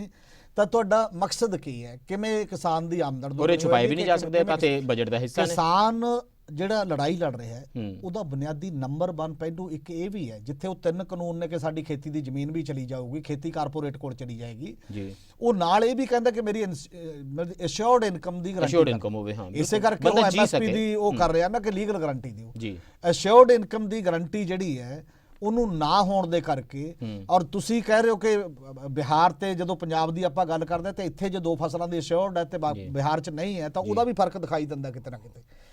ਉਹ ਵੀ ਕਿਤੇ ਦਿਖਾਈ ਨਹੀਂ ਦਿੱਤੀ। 3 ਕਾਨੂੰਨ ਜਿਹਦੇ ਲਈ ਕਿਸਾਨ ਲੜ ਰਹੇ ਨੇ, ਜਿਹੜੇ ਐਮਐਸਪੀ ਲਈ ਲੜ ਰਹੇ ਨੇ, ਇਹਦੇ ਤੇ ਬਜਟ ਸਾਇਲੈਂਟ ਹੈ। It's a last opportunity. Garg Sahib, ਇਹ ਜਿੱਦਾਂ ਹੁਣ ਇਹ ਕਹਿ ਰਹੇ ਨੇ ਕਿ 9% ਜੀਡੀਪੀ ਦਾ ਉਹਦੇ ਤੇ 67% ਵਸੋਂ ਜਿਹੜੀ ਮੇਰੀ ਆ ਉਹ ਡਿਪੈਂਡ ਕਰਦੀ ਹੈ। ਜਦੋਂ ਆਜ਼ਾਦੀ ਮਿਲੀ ਸੀ, ਮਤਲਬ ਲੋਕ ਤਾਂ ਝਾਟੇ ਸੋਚਣਗੇ ਨਾ ਕਿ ਜਦੋਂ ਆਜ਼ਾਦੀ ਮਿਲੀ ਸੀ ਤਾਂ ਜੀਡੀਪੀ ਦਾ 54-55%, 54 ਪੁਆਇੰਟ ਕੁਝ % ਜਿਹੜਾ ਸੀਗਾ ਉਹ ਐਗਰੀਕਲਚਰ ਦਾ ਹੁੰਦਾ ਸੀ। ਤੇ ਉਦੋਂ ਵੀ ਲਗਭਗ 60% ਪਾਪੂਲੇਸ਼ਨ ਇਹਦੇ ਤੇ ਡਿਪੈਂਡ ਕਰਦੀ ਸੀ। ਹੁਣ ਉਹ 54% ਘਟ ਕੇ 9% ਰਹਿ ਗਿਆ। ਉਸ ਤੋਂ ਜ਼ਿਆਦਾ ਲੋਕ ਐਗਰੀਕਲਚਰ ਦੇ ਉੱਤੇ ਡਿਪੈਂਡ ਕਰ ਰਹੇ ਨੇ। ਕੀ ਤੁਸੀਂ ਇਹ ਉਮੀਦ ਨਹੀਂ ਸੀ ਕਰ ਰਹੇ ਕਿ ਸਰਕਾਰ ਜਿਹੜੀ ਐਲੋਕੇਸ਼ਨ ਜਿਸ ਵੇਲੇ ਕਰੇਗੀ ਤਾਂ ਦਮਗੱਜਾ ਮਾਰ ਕੇ ਦੱਸੇਗੀ ਕਿ ਤੁਸੀਂ ਕਹਿੰਦੇ ਹੋ ਅਸੀਂ ਕਿਸਾਨਾਂ ਦੇ ਵਿਰੁੱਧ ਹਾਂ, ਅਸੀਂ ਐਗਰੀਕਲਚਰ ਲਈ ਇੰਨਾ ਬਜਟ ਰੱਖਿਆ। How much is the total budget? Agriculture ਜਿਹੜਾ ਮਹਿਕਮਾ ਹੈ ਤਾਂ 2 ਹਿੱਸਿਆਂ 'ਚ ਚੱਲਦਾ। ਇੱਕ ਤਾਂ ਐਗਰੀਕਲਚਰ ਮਿਨਿਸਟਰੀ ਵੀ ਲੋਕਾਂ ਨੂੰ ਪਤਾ ਹੋਣਾ, ਐਗਰੀਕਲਚਰ ਮਿਨਿਸਟਰੀ 2 ਹਿੱਸਿਆਂ 'ਚ, ਇੱਕ ਤਾਂ ਮਹਿਕਮਾ ਹੈਗਾ ਐਗਰੀਕਲਚਰ ਦਾ, ਕਿਸਾਨਾਂ ਦਾ, ਫਾਰਮਰ ਦੀ ਵੈਲਫੇਅਰ ਦਾ। ਦੂਜਾ ਮਹਿਕਮਾ ਹੈਗਾ ਐਗਰੀਕਲਚਰ ਰਿਸਰਚ ਤੇ ਐਜੂਕੇਸ਼ਨ ਦਾ। ਉਹ ਭਾਵੇਂ ਛੋਟਾ ਜਿਹਾ ਮਹਿਕਮਾ, ਮੇਰੇ ਕੋਲ 8-10 ਕਰੋੜ ਰੁਪਏ ਦਾ ਉਹ ਮਹਿਕਮਾ। ਬਾਕੀ ਦਾ ਜਿਹੜਾ ਟੋਟਲ ਬਜਟ ਹੈ, ਅੰਕੜੇ ਦੱਸਦੇ ਨੇ ਕਿ 1,34,000 ਕਰੋੜ ਦਾ ਸੀਗਾ ਤੇ ਹੁਣ 1,23,000 ਕਰੋੜ ਤੇ ਆ ਗਿਆ। ਇਹ ਘਟ ਗਿਆ। How do you ਆਰਗੂ? ਦੇਖੋ, ਮੈਂ ਜਿਹੜੀ ਗੱਲ ਨਾ ਇਸ ਨੂੰ ਥੋੜਾ ਜਿਹਾ ਹੋਰ ਪਾਸੇ ਲੈ ਕੇ ਜਾਵਾਂਗਾ ਕਿ ਕਰਮਜੀਤ ਜੀ ਨੇ ਬਹੁਤ ਸੋਹਣਾ ਬਿਲਡ ਕਰਿਆ ਹੈ ਜੀ। ਇੱਕ ਤਾਂ ਅਸੀਂ ਇਕੱਲਾ ਵੀ ਐਗਰੀਕਲਚਰ ਨੂੰ ਜਾਂ ਐਗਰੀਕਲਚਰ ਰਿਸਰਚ ਨੂੰ ਦੇਖੀਏ ਜੀ, ਇਹ ਐਗਰੀਕਲਚਰ ਦਾ ਬਜਟ ਨਹੀਂ ਹੈ। ਓਕੇ, ਐਗਰੀਕਲਚਰ ਦਾ ਬਜਟ ਕਿਸ ਤੇ ਹੈ? ਤੁਸੀਂ ਮਨਰੇਗਾ 'ਚ ਕੀ ਦੇ ਰਹੇ ਹੋ? ਤੁਸੀਂ ਮਿਡ ਡੇ ਮੀਲ, ਕਿਉਂਕਿ ਕਿਸਾਨ ਦੇ ਬੱਚੇ ਨੂੰ ਮਿਲ ਰਿਹਾ ਜਿਹੜਾ ਸਕੂਲ ਜਾ ਰਿਹਾ, ਤੁਸੀਂ ਮਿਡ ਡੇ ਮੀਲ 'ਚ ਕੀ ਦੇ ਰਹੇ ਹੋ? ਤੁਸੀਂ ਆਟਾ ਦਾਲ ਸਕੀਮ, ਉਹ ਵੀ ਬਹੁਤ ਸਾਰੇ ਕਿਸਾਨਾਂ ਨੂੰ ਮਿਲਦੀ, ਉਹ 'ਚ ਕੀ ਦੇ ਰਹੇ ਹੋ? ਤੁਸੀਂ ਸੋਸ਼ਲ ਸਿਕਿਉਰਿਟੀ ਸਕੀਮਾਂ 'ਚ ਕੀ ਦੇ ਰਹੇ ਹੋ? ਤੁਸੀਂ ਮਾਰਕੀਟ 'ਚ ਜਿਹੜਾ ਤੁਹਾਡਾ ਸਟੋਰ ਕਰਨ ਦਾ ਸਮਾਨ ਖਰੀਦ ਕੇ, ਅਨਾਜ ਖਰੀਦ ਕੇ, ਉਹਦੇ ਉੱਤੇ ਕਿੰਨਾ ਪੈਸਾ ਲਾ ਰਹੇ ਹੋ ਤਾਂ ਕਿ ਤੁਹਾਡੀ ਸਟੋਰੇਜ ਕਪੈਸਿਟੀ ਵਧੇ ਜੀ, ਅਨਾਜ ਖਰੀਦ ਸਕੋ। ਤੁਸੀਂ ਅਨਾਜ ਖਰੀਦਣ ਤੇ ਜਿਹੜਾ ਸਬਸਿਡਾਈਜ਼ ਅਨਾਜ ਦੇਣਾ ਹੈ ਉਹਦੇ ਉੱਤੇ ਕਿੰਨਾ ਪੈਸਾ ਲਾ ਰਹੇ ਹੋ? ਇਹ ਤਾਂ ਹੈਗੇ ਸਿੱਧੇ। ਇਸ ਤੋਂ ਅੱਗੇ ਇੱਕ ਟੇਢੇ ਨੇ, ਤੁਸੀਂ ਸਿਹਤ ਦੇ ਉੱਤੇ ਕਿੰਨਾ ਖਰਚਾ ਕਰ ਰਹੇ ਹੋ? ਕਿਸਾਨ ਦਾ ਖਰਚਾ ਦੇ ਉੱਤੇ ਵੀ ਹੋਣਾ। ਸਿੱਖਿਆ ਦੇ ਉੱਤੇ ਕਿੰਨਾ ਖਰਚਾ ਕਰ ਰਹੇ ਹੋ? ਤੁਸੀਂ ਰੂਰਲ ਡਿਵੈਲਪਮੈਂਟ ਤੇ ਪ੍ਰਧਾਨ ਮੰਤਰੀ ਗ੍ਰਾਮ ਸੜਕ ਯੋਜਨਾ ਤੇ ਕਿੰਨਾ ਖਰਚ ਕਰ ਰਹੇ ਹੋ ਜੀ? ਇਹ ਗੱਲਾਂ ਜਿਹੜੀਆਂ ਨੇ, ਮਨਰੇਗਾ ਤੇ ਕਿੰਨਾ ਖਰਚ ਕਰ ਰਹੇ ਹੋ ਜਿੱਥੇ ਲੋਕਾਂ ਨੂੰ ਹੋਰ ਦਿਹਾੜੀ ਮਿਲਣੀ ਹੈ ਜੀ। ਸੋ ਇਹਨਾਂ ਸਾਰਿਆਂ ਨੂੰ ਜਦ ਅਸੀਂ ਰਲਾਈਏ ਤਾਂ ਰੂਰਲ ਇਕੋਨਮੀ ਦਾ ਸਵਾਲ ਹੈ ਇਹ। ਉਹਦੇ ਵਿੱਚ ਅੱਜ ਕਿਸਾਨ ਤੇ ਮਜ਼ਦੂਰ ਇਸੇ ਗੱਲ ਕਰਕੇ ਲੜ ਰਹੇ ਨੇ ਵੀ ਜੇ ਸਾਡੀ ਇਨਕਮ ਨਹੀਂ, ਸਾਡੀ ਰੋਟੀ ਨਹੀਂ। ਜੇ ਤੁਸੀਂ 60 ਬੰਦਿਆਂ ਨੂੰ 100 ਚੋਂ 9 ਰੁਪਏ ਦਿਓਗੇ ਤੇ 40 ਬੰਦਿਆਂ ਨੂੰ ਤੁਸੀਂ 91 ਰੁਪਏ ਦਿਓਗੇ, ਫਿਰ 9 ਵਾਲਾ ਤਾਂ ਸਾਡੀ ਰਹਿ ਗਿਆ ਨਾ, ਉਹ ਤਾਂ ਰੋਏਗਾ। What I am saying is government ਨੇ ਇਹ ਪੋਲੀਟੀਕਲ ਫਾਇਦਾ ਕਿਉਂ ਨਹੀਂ ਲਿਆ ਬਜਟ ਦਾ? ਉਸ ਗਲਤੀ ਆ ਰਿਹਾ ਮੈਂ, ਉਸੇ ਗਲਤੀ ਆ ਰਿਹਾ। ਪਹਿਲਾਂ ਇਹਨੂੰ ਇਹ ਤਾਂ ਜਾਣ ਕੇ ਕਰਿਆ ਵੀ ਆਹ ਇਸ਼ੂ ਨੇ ਜਿਹੜੇ ਦੇਖਣ ਦੀ। ਗਵਰਨਮੈਂਟ ਜਿਹੜੀ ਹੈ ਉਹ ਕਾਰਪੋਰੇਟ ਦੇ ਨਾਲ ਰਲ ਕੇ ਉਹ ਬਜਟ ਬਣਾਉਂਦੀ ਹੈ। ਵੈਸੇ ਬੜੇ ਡਾਊਟਸ ਨੇ, ਕਹਿਣਾ ਔਖਾ ਹੈ ਮੈਨੂੰ, ਬੜੇ ਅਫਸਰਾਂ ਨੇ ਵੀ ਕਿਹਾ ਕਈ ਵਾਰੀ ਕਿ ਬਜਟ ਬਣ ਕੇ ਆਉਂਦੇ ਨੇ। ਹੁਣ ਇਹ ਆਪ ਜਿਹੜਾ ਤੁਸੀਂ ਕਹਿੰਦੇ ਹੋ ਇਹ ਕੀ ਹੁੰਦਾ, ਜੇ ਪੋਲੀਟੀਕਲ ਸੋਚ ਹੁੰਦੀ ਵੀ ਯਾਰ ਕਿਸਾਨ ਰੌਲਾ ਪਾ ਰਹੇ ਨੇ, ਸਾਰੇ ਦੇਸ਼ 'ਚ ਤਰਥੱਲੀ ਮੱਚੀ ਪਈ ਹੈ, ਆਪਾਂ ਐਤਕੀ ਬਜਟ ਨੂੰ ਥੋੜ੍ਹਾ ਜਿਹਾ ਪ੍ਰੋ ਪੀਪਲ, ਪ੍ਰੋ ਕਿਸਾਨ, ਪ੍ਰੋ ਵਰਕਰ ਕਰ ਦਈਏ, ਪ੍ਰੋ ਰੂਰਲ। ਮੈਨੂੰ ਲੱਗਦਾ ਦਮਗੱਜਾ ਮਾਰਨ ਵਾਲਾ ਬਜਟ ਆਣਾ ਚਾਹੀਦਾ ਸੀ, ਕਿਉਂਕਿ ਇਸ ਵੇਲੇ ਅੰਦੋਲਨ ਨੂੰ ਚੁੱਪ ਕਰਾਉਣ ਦਾ ਕਾਊਂਟਰ ਆਰਗੂਮੈਂਟ ਇਹ ਸੀਗਾ। ਕਰ ਸਕਦੇ ਸੀ ਜੇ ਬਜਟ ਬਿਊਰੋਕ੍ਰੇਸੀ ਨੇ ਤਿਆਰ ਨਾ ਕਰਿਆ ਹੁੰਦਾ। ਬਜਟ ਬਿਊਰੋਕ੍ਰੇਸੀ ਤਿਆਰ ਕਰਦੀ ਹੈ। It's a politicians budget. ਮੈਂ I differ on this issue. Okay. I differ on this issue. ਜੀ। ਦੀ ਹੋਲ ਬਜਟ ਸ਼ੋਜ਼ ਇੱਕ ਤਾਂ ਜੋੜ ਘਟਾਓ ਕਰਕੇ ਮੈਂ ਬਜਟ ਦੇ ਜਿਹੜੀ ਪੰਜਾਬ ਸਰਕਾਰ ਦਾ ਬਜਟ ਸੀ ਉਹਦੇ 'ਚ ਜਿਹੜਾ ਮੈਡੀਕਲ ਐਜੂਕੇਸ਼ਨ ਹੈਲਥ ਦੇ ਬਜਟ 'ਚ ਮੈਂ ਇਨਵੋਲਵਡ ਰਿਹਾ ਉਹ ਐਵੇਂ ਇੱਕ ਜੋੜ ਘਟਾਓ ਕਰਦੇ ਨੇ, ਕੁਝ ਨਹੀਂ। ਜਿਹੜੇ ਉਸ ਨੂੰ ਆਪਾਂ ਕਹਿੰਦੇ ਨੇ ਫੁੱਲ ਕਿੰਗਰੇ ਲਾਉਣੇ ਹੁੰਦੇ ਨੇ, ਸਜਾਣਾ ਹੁੰਦਾ ਹੈ, ਇਹਨਾਂ ਨੇ ਉਹ ਵੀ ਨਹੀਂ ਕਰਿਆ। ਹੁਣ ਕਿਵੇਂ ਇਹਨਾਂ ਨੇ ਉਹ ਵੀ ਨਹੀਂ ਕਰਿਆ ਮੈਂ ਦੱਸ ਸਕਦਾ। ਫਿਰ ਤੀਜੀ ਗੱਲ, ਬਜਟ ਕਿਵੇਂ ਇੰਪੈਕਟ ਕਰਦਾ ਹੈ। ਜੇ ਦੇਸ਼ ਦੀ ਜਿਹੜਾ ਘਰ ਕਰਜ਼ਾ ਲੈ ਕੇ ਗੁਜ਼ਾਰਾ ਕਰਦਾ ਹੋਵੇ ਉਹਦੇ ਬੱਚਿਆਂ ਨੂੰ ਜੋ ਕੁਝ ਮਿਲਣਾ ਘੱਟ ਮਿਲੇਗਾ, ਕਿਉਂਕਿ ਵਿਆਜ ਹੀ ਜ਼ਿਆਦਾ ਦੇਣਾ ਪੈ ਗਿਆ। ਸਰਕਾਰ ਦਾ 34 ਲੱਖ ਕਰੋੜ ਦੇ ਬਜਟ ਦੇ ਵਿੱਚੋਂ 12 ਲੱਖ ਕਰੋੜ ਤਾਂ ਕਰਜ਼ਾ ਲੈ ਕੇ ਗੁਜ਼ਾਰਾ ਕਰਨਾ ਹੈ। ਫਿਸਕਲ ਡੈਫਿਸਿਟ ਜਿਹੜਾ ਹੈ 9.5% ਹੈ। ਕੁਝ ਮਾਹਿਰ ਕਹਿ ਰਹੇ ਨੇ ਕਿ ਚੰਗੀ ਗੱਲ ਹੈ, ਬਹੁਤ ਜ਼ਿਆਦਾ ਉਸ ਡਿਸਪਲਿਨ ਦੇ ਵਿੱਚ ਨਹੀਂ ਗਏ, ਸਪੈਂਡਿੰਗ ਲਈ ਪੈਸਾ ਰੱਖ ਲਿਆ। ਮੈਂ ਸਪੈਂਡਿੰਗ ਲਈ ਜਿਹੜਾ ਰੱਖਿਆ ਉਹਦਾ ਹਿਸਾਬ ਲਾਉਣੇ ਨਾ ਜੀ, ਵੀ 12 ਲੱਖ ਕਰੋੜ ਤਾਂ ਹੋਇਆ ਉਹਦਾ ਕਰਜ਼ਾ, 8 ਲੱਖ ਕਰੋੜ ਕਦਾ ਵਿਆਜ ਵਾਪਸ ਕਰਨਾ ਹੈ। ਅਤੇ ਨਹੀਂ ਜੀ, ਉਹਨਾਂ ਡੈਟ ਸਰਵਿਸਿੰਗ ਤੁਸੀਂ 8 ਲੱਖ ਕਰੋੜ ਰੁਪਇਆ ਵਿਆਜ ਹੀ ਦਿੰਦੇ ਹੋ। ਜਿਹੜਾ ਅਸੀਂ ਪਿੰਡਾਂ 'ਚ, ਮੈਂ ਬਿਜ਼ਨਸਮੈਨ ਰਿਹਾ, ਜਿਹੜਾ ਜ਼ਿਮੀਂਦਾਰ ਕਿਸ਼ਤ ਮੋੜਨ ਵਾਸਤੇ, ਕਰਜ਼ਾ ਮੋੜਨ ਵਾਸਤੇ ਕਰਜ਼ਾ ਲੈਂਦਾ ਸੀ, ਉਹਦੀ ਜ਼ਮੀਨ ਅੱਜ ਵੀ ਗਈ ਤੇ ਕਦ ਵੀ ਗਈ। ਅੱਜ ਸਾਡਾ ਬਜਟ ਦਾ ਹਾਲ ਕੀ ਹੈ? ਅਸੀਂ ਸੋਸ਼ਲ ਸਿਕਿਉਰਿਟੀ ਸਕੀਮਾਂ 'ਤੇ ਪੈਸਾ ਘਟਾਤਾ, ਡਿਫੈਂਸ ਦਾ ਬਜਟ ਜਿਹੜੇ ਕਹਿੰਦੇ ORP ਪੈਨਸ਼ਨ ਦਾ ਬਜਟ ਘਟਾਤਾ ਪਿਛਲੇ ਸਾਲ ਨਾਲੋਂ। ਅਸੀਂ ਜਿਹੜੀਆਂ ਸਿਵਲ ਪੈਨਸ਼ਨ ਡਿਫੈਂਸ ਦਾ ਕੈਪੀਟਲ ਦਾ ਬਜਟ ਤਾਂ ਬਹੁਤ ਵਧਾਇਆ, 19% ਵਧਾ ਦਿੱਤਾ capital expenditure. Social security scheme ਦੀ ਗੱਲ ਕਰਦਾ, ਜਿਹੜੀਆਂ ਪੈਨਸ਼ਨ ਰਿਹਾ ਪਿਆ ਮੇਰੇ ਸਾਹਮਣੇ। ਡਿਫੈਂਸ ਪੈਨਸ਼ਨ ਦਾ ਜਿਹੜਾ ਬਜਟ ਹੈ ਸਾਡੇ ਕੋਲ ਇਹ ਇਹਨਾਂ ਨੇ ਘਟਾ ਕੇ ਇਹ ਮੈਂ ਮੰਨ ਰਿਹਾ 2 ਲੱਖ ਤੋਂ 1,79,000 ਕਰੋੜ ਕਰਤਾ ਜੀ, ਸਿੱਧਾ ਹੀ ਆ। ਸੋ ਇਹ ਜਿਹੜਾ ਹੈਗਾ, ਜਦ ਤੁਸੀਂ ਘਟਾ ਦਿੱਤਾ ਬਜਟ ਤਾਂ ਇਹਦਾ ਮਤਲਬ ਤੁਸੀਂ ਪੈਨਸ਼ਨ ਪ੍ਰੋਪਰ ਨਹੀਂ ਦੇ ਰਹੇ। ਇਦਾਂ ਹੀ ਸਿਵਲ ਪੈਨਸ਼ਨ ਦਾ ਘਟਾਤਾ। ਮੇਰੀ ਬੇਨਤੀ ਸੁਣੋ, ਇਦਾਂ ਹੀ ਅਸੀਂ ਫਰਟੀਲਾਈਜ਼ਰ ਫੂਡ ਇਹਦੇ ਉੱਤੇ ਬਜਟ ਜਿਹੜਾ ਸੀ 4,22,616 ਕਰੋੜ ਦਾ ਸੀ ਪਿਛਲੇ ਸਾਲ ਦਾ। ਇਹ ਮੇਨ ਮੁੱਦਾ ਹੈ ਦੇਸ਼ ਦਾ। ਤੇ ਅੱਜ ਉਹ 2,42,000 ਤੇ 836 ਕਰੋੜ ਰਹਿ ਗਿਆ। ਯਾਨੀ ਕਿ 40% ਤੁਸੀਂ ਫੂਡ ਤੇ ਬਜਟ ਘਟਾਤਾ। ਇਹਦਾ ਮਤਲਬ ਤੁਸੀਂ ਪ੍ਰੋਕਿਉਰਮੈਂਟ ਵੀ ਘੱਟ ਕਰੋਗੇ, ਤੁਸੀਂ ਲੋਕਾਂ ਨੂੰ ਮਿਡ ਡੇ ਮੀਲ ਵੀ ਘੱਟ ਕਰੋਗੇ। ਇਹਦਾ ਮਤਲਬ ਪੀਡੀਐਸ ਵੀ ਤਬਾਹ ਹੋਏਗਾ। ਤੁਸੀਂ ਪੀਡੀਐਸ ਤਬਾਹ ਕਰੋਗੇ, ਡਿਸਟ੍ਰੀਬਿਊਸ਼ਨ ਸਿਸਟਮ ਤਬਾਹ ਹੋਏਗਾ। 87% ਲੋਕ ਉੱਤੇ ਡਿਪੈਂਡੈਂਟ ਹੈ, ਤਬਾਹ ਕਰੋਗੇ। ਠੀਕ ਹੈ, ਵੇਅਰ ਹਾਊਸਿੰਗ ਦਾ ਇਦਾਂ ਹੀ ਤੁਸੀਂ ਘਟਾਤਾ। ਸੋ ਜਦ ਤੁਸੀਂ ਇਦਾਂ ਹੀ ਤੁਸੀਂ ਇਹ ਬੜਾ ਰੌਲਾ ਪਾ ਰਹੇ ਨੇ। ਵੈਸੇ ਜੇ ਹੈਲਥ ਦਾ ਬਜਟ ਬੜਾ ਵਧਾਤਾ, ਮਨਰੇਗਾ ਦਾ ਘਟਾਤਾ। ਮਨਰੇਗਾ ਦਾ ਬਜਟ 1,12,000 ਕਰੋੜ ਤੋਂ ਘਟਾ ਕੇ 73,000। ਆਪਾਂ ਹੈਲਥ ਬਾਰੇ ਗੱਲ ਕਰਦੇ ਹਾਂ ਕਿਉਂਕਿ ਉਹਦੇ ਤੋਂ ਬਹੁਤ ਦਮਗੱਜੇ ਮਾਰੇ ਨੇ। ਉਹ ਤਾਂ 137% ਵਧਾਤਾ ਉਹਨੇ। 1,12,000 ਕਰੋੜ ਤੋਂ 73,000 ਕਰੋੜ ਕਰਤਾ। ਜਦ ਤੁਸੀਂ ਮਨਰੇਗਾ ਦਾ ਬਜਟ ਘਟਾਤਾ, ਮਨਰੇਗਾ ਦੀ ਸਕੀਮ ਕੌਣ ਲੈ ਰਿਹਾ? ਰੂਰਲ ਏਰੀਏ 'ਚ ਜਿਹਦੇ ਕੋਲੇ ਕੋਈ ਸੋਰਸ ਨਹੀਂ ਇਨਕਮ ਦਾ, 5 ਏਕੜ ਤੋਂ ਘੱਟ ਵਾਲਾ ਜਾਂ ਵੱਧ ਤੋਂ। ਹਮੀ ਜੀ ਐਕਸਪਲੇਨ ਟੂ ਮੀ, ਮਤਲਬ ਇਹ ਵੱਡੇ ਇਨਸਟਰੂਮੈਂਟ ਸੀ ਸਰਕਾਰ ਦੇ ਹੱਥ 'ਚ। ਇੱਕ ਜਿਹੜੀਆਂ ਇਹ ਸਕੀਮਾਂ ਨੇ, ਮੰਨ ਲਓ PM ਆਸ਼ਾ ਵਰਗੀਆਂ ਜਿਹੜੀਆਂ ਸਕੀਮਾਂ ਪਈਆਂ ਨੇ, ਜਾਂ ਜਿਹੜੀ ਪ੍ਰਧਾਨ ਮੰਤਰੀ ਫਸਲ ਬੀਮਾ ਯੋਜਨਾ, ਇਹ ਤਾਂ ਮੇਜਰ ਇੱਕ ਇਨਸਟਰੂਮੈਂਟ ਸੀ। ਇਹਦਾ ਤੇ ਮੈਂ ਨਾਮ ਹੀ ਨਹੀਂ ਸੁਣਿਆ ਅਜੇ ਕਿ 4% ਸਿਰਫ ਹਾਈਕ ਹੋਈ ਹੈ। ਅਸਲ ਦੇ ਵਿੱਚ ਇਹ ਜੋ ਸਕੈਂਡਲ ਇੰਨੇ ਹੋਏ, ਫਲॉप ਹੋ ਗਈ। ਜਿਵੇਂ ਪੰਜਾਬ ਵਰਗੇ ਸੂਬੇ ਨੇ ਤਾਂ ਇਹ ਫਲੈਗਸ਼ਿਪ ਸਕੀਮ ਸੀਗੀ, ਅਦਰਵਾਈਜ਼ ਫਲੈਗਸ਼ਿਪ ਸਕੀਮ ਸੀ ਔਰ ਗਵਰਨਮੈਂਟ ਨੂੰ ਮਜਬੂਰੀ ਬਸ ਉਹ ਆਪਸ਼ਨਲ ਕਰਨੀ ਪਈ ਹੈ। ਪਹਿਲਾਂ ਉਹ ਜਿਹੜੇ ਲੋਨੀ ਫਾਰਮਰ ਸੀ ਉਹਨਾਂ ਤੇ ਕੰਪਲਸਰੀ ਕਰਤੀ। ਸੋ ਤੁਹਾਡੇ ਕੋਲ ਦੋ ਚੀਜ਼ਾਂ ਵੱਡੀਆਂ ਪਈਆਂ ਸੀਗੀਆਂ ਦਿਖਾਉਣ ਲਈ, ਇੱਕ PM ਕਿਸਾਨ ਵਾਲੀ ਤੇ ਇੱਕ ਮਨਰੇਗਾ ਵਾਲੀ।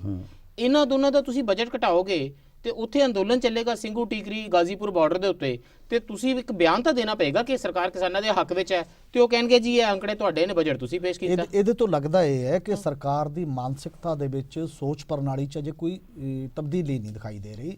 ਉਹਦਾ ਕਾਰਨ ਇਹ ਹੈ ਕਿ ਜਿਹੜਾ ਕਾਰਪੋਰੇਟ ਡਿਵੈਲਪਮੈਂਟ ਦੇ ਮਾਡਲ ਦੇ ਪਿੱਛੇ ਜਿਵੇਂ ਚੱਲੀ ਹੈ, ਔਰ ਜੇ ਰੂਰਲ ਡਿਵੈਲਪਮੈਂਟ ਦੇ ਵਿੱਚ ਇੰਪਲੋਇਮੈਂਟ ਸਭ ਤੋਂ ਵੱਡਾ ਇਸ਼ੂ ਹੈ ਨਾ ਪਿੰਡ ਦਾ ਵੀ। ਹਾਲਾਂਕਿ ਡਿਮਾਂਡ ਇਹ ਹੋ ਰਹੀ ਸੀ ਬਜਟ ਤੋਂ ਪਹਿਲਾਂ ਕਿ ਜਿਵੇਂ ਰੂਰਲ ਗਰੰਟੀ ਦੀ ਸਕੀਮ ਹੈ ਨਾ, ਉਵੇਂ ਅਰਬਨ ਸ਼ਹਿਰਾਂ ਦੇ ਵਿੱਚ ਵੀ, ਕਿਉਂਕਿ ਖਾਸ ਤੌਰ ਤੇ ਕੋਵਿਡ ਤੋਂ ਬਾਅਦ ਬਹੁਤ ਜ਼ਿਆਦਾ ਜ਼ਰੂਰਤ ਸੀ।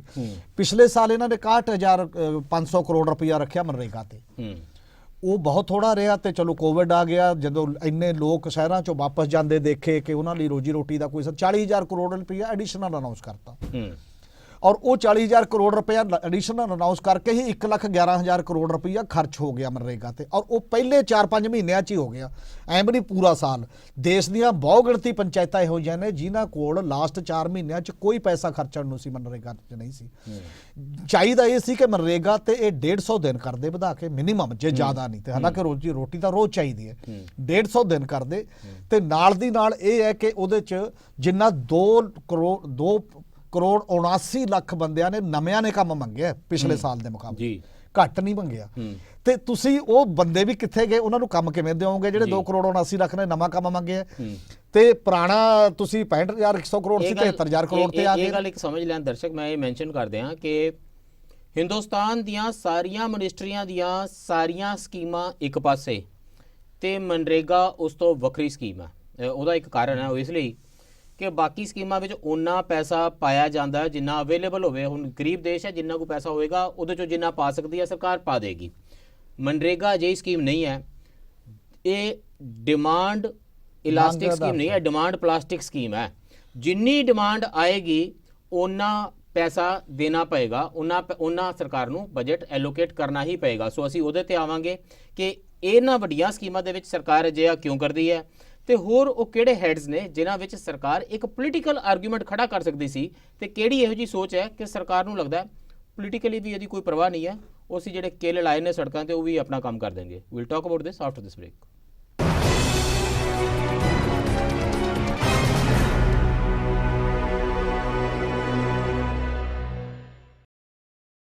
ਬ੍ਰੇਕ ਤੋਂ ਬਾਅਦ ਫਿਰ ਸਵਾਗਤ ਹੈ। ਚਰਚਾ ਕਰ ਰਹੇ ਹਾਂ ਅਸੀਂ ਸਿੰਘੂ ਬਾਰਡਰ ਬਾਰੇ, ਗਾਜ਼ੀਪੁਰ ਬਾਰੇ ਤੇ ਟੀਕਰੀ ਬਾਰੇ, ਪਰ ਚਰਚਾ ਬਜਟ ਬਾਰੇ ਕਰ ਰਹੇ ਹਾਂ। ਉਹ ਇਸ ਲਈ ਕਿ ਇਹ ਅੰਕੜੇ, ਇਹ ਰਕਮਾਂ, ਇਹ ਪੈਸਾ ਖੇਤੀ ਵਿੱਚ, ਖੇਤੀ ਨੀਤੀਆਂ ਦੇ ਉੱਤੇ ਤੇ ਕਿਹੜੇ ਫੰਡ ਦੇ ਵਿੱਚ ਕਿੰਨਾ ਪੈਸਾ ਸਰਕਾਰਾਂ ਲਾਉਂਦੀਆਂ ਨੇ, ਇਹ ਤੈਅ ਕਰਦਾ ਹੈ ਕਿ ਲੋਕ ਕਿਸੇ ਦਿਨ ਆਪਣੇ ਖੇਤਾਂ ਵਿੱਚ ਕੰਮ ਕਰ ਰਹੇ ਹੋਣਗੇ ਜਾਂ ਗਾਜ਼ੀਪੁਰ ਸਿੰਘੂ ਟੀਕਰੀ ਦੇ ਉੱਤੇ ਬੈਠੇ ਹੋਣਗੇ। ਸੋ ਅੰਦੋਲਨ ਦੀਆਂ ਬਹੁਤ ਸਾਰੀਆਂ ਤੰਦਾਂ ਸਰਕਾਰ ਦੇ ਬਜਟ ਨਾਲ ਜੁੜੀਆਂ ਹੁੰਦੀਆਂ ਨੇ। ਇਸੇ ਲਈ ਸਾਡੇ ਨਾਲ ਜੁੜੇ ਨੇ ਡਾਕਟਰ ਪਿਆਰੇ ਲਾਲ ਗਰਗ ਜੀ ਅਤੇ ਹਮੀਰ ਸਿੰਘ ਜੀ। ਡਾਕਟਰ ਪਿਆਰੇ ਲਾਲ ਗਰਗ, ਇੱਕ ਚੀਜ਼ ਬੜੀ ਮੈਨੂੰ ਕਲੀਅਰ ਹੁੰਦੀ ਹੈ ਕਿ ਜੇ ਕੋਵਿਡ ਤੋਂ ਬਾਅਦ ਇਸ ਤਰੀਕੇ ਦੀ ਮੂਵਮੈਂਟ ਹੋਈ ਸੀ, ਮਾਈਗ੍ਰੈਂਟਸ ਇਸ ਤਰੀਕੇ ਨਾਲ ਰੁਲੇ ਸੀ ਸੜਕਾਂ ਦੇ ਉੱਤੇ, ਤੇ ਇਹੋ ਜਿਹਾ ਅੰਦੋਲਨ ਚੱਲ ਰਿਹਾ ਹੋਵੇ ਤਾਂ ਸਰਕਾਰਾਂ ਕੁਝ ਪੋਲੀਟੀਕਲ ਸਿਗਨਲਸ ਭੇਜਦੀਆਂ ਨੇ।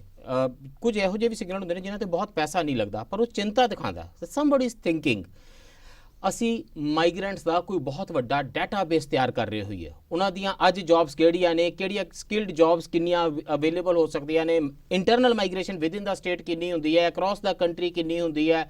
ਸਾਡੇ ਕੋਲ ਉਸ ਵੇਲੇ ਇਹਦਾ ਕੋਈ ਡਾਟਾ ਨਹੀਂ ਸੀ, ਇਸ ਕਰਕੇ ਬਹੁਤ ਮੁਸ਼ਕਲਾਂ ਆਈਆਂ। ਅਸੀਂ ਇਹੋ ਜਿਹੀਆਂ ਕੋਈ ਸਕੀਮ ਹੀ ਨਹੀਂ ਸੁਣ ਰਹੇ, ਕੋਈ ਗੱਲ ਹੀ ਨਹੀਂ ਸੁਣ ਰਹੇ। What kind of a government says ਕਿ ਉਹਦੇ ਕੋਲ ਹੁਣ ਕਿਸਾਨੀ ਹਾਊਸ ਹੋਲਡਸ ਦਾ ਵੀ ਕਿਸ ਕਿਸਮ ਦਾ ਗ੍ਰੈਨੂਲਰ ਡਾਟਾ ਸਰਕਾਰ ਕੋਲ ਇਸ ਵੇਲੇ ਅਵੇਲੇਬਲ ਹੈ। ਤੁਸੀਂ ਜਿਨ੍ਹਾਂ ਬਾਰੇ ਨੀਤੀਆਂ ਬਣਾਉਣੀਆਂ ਨੇ ਉਹਨਾਂ ਬਾਰੇ ਤੱਥ ਵੀ ਤੁਸੀਂ ਕਿੰਨੇ ਕੁ ਇਕੱਠੇ ਕਰਦੇ ਹੋ। ਤੇ ਇਹ ਤਾਂ ਪਿਛਲੇ ਇੱਕ ਡਿਬੇਟ 'ਚ ਹਮੀਰ ਸਿੰਘ ਜੀ ਦੱਸ ਰਹੇ ਸੀ ਕਿ ਜਿੰਨਾ ਅਸੀਂ ਦੱਸਦੇ ਹਾਂ ਕਿ MSP ਦੇ ਉੱਤੇ ਕਿੰਨੇ ਫਾਰਮਰ ਡਿਪੈਂਡੈਂਟ ਨੇ, ਕਿੰਨਿਆਂ ਨੂੰ ਫਾਇਦਾ ਮਿਲਦਾ ਹੈ, ਉਹ ਤੱਥ 2012-13 ਦੇ NSSO ਦੇ ਸਰਵੇ ਤੇ ਹੈ। ਤਾਂ ਅਸੀਂ ਡਾਟਾ ਦੇ ਹਨੇਰੇ ਵਿੱਚ ਜੀ ਰਹੇ ਹਾਂ। ਇਹ ਬਜਟ ਦੇ ਵਿੱਚੋਂ ਵੀ ਕੁਝ ਨਹੀਂ ਦਿਖਾਈ ਦਿੰਦਾ ਕਿ ਅਸੀਂ ਕੋਈ ਚਿੰਤਾ ਸਾਨੂੰ ਹੈ। ਦੇਖੋ, ਪਹਿਲੀ ਗੱਲ ਇਹ ਹੈ ਵੀ ਦੇਸ਼ ਦੇ ਵਿੱਚ ਜਿਹੜੇ OECD ਕੰਟਰੀਜ਼ ਨੇ, 37 ਕੰਟਰੀ ਨੇ, ਡਿਵੈਲਪਡ ਨੇ, ਉਹਨਾਂ ਦੀ ਇੱਕ ਇੰਟੈਗਰੇਟਡ ਅਸੈਸਮੈਂਟ ਭਾਰਤ ਦੀ ਇੱਕ ਸੰਸਥਾ ਹੈਗੀ ਹੈ।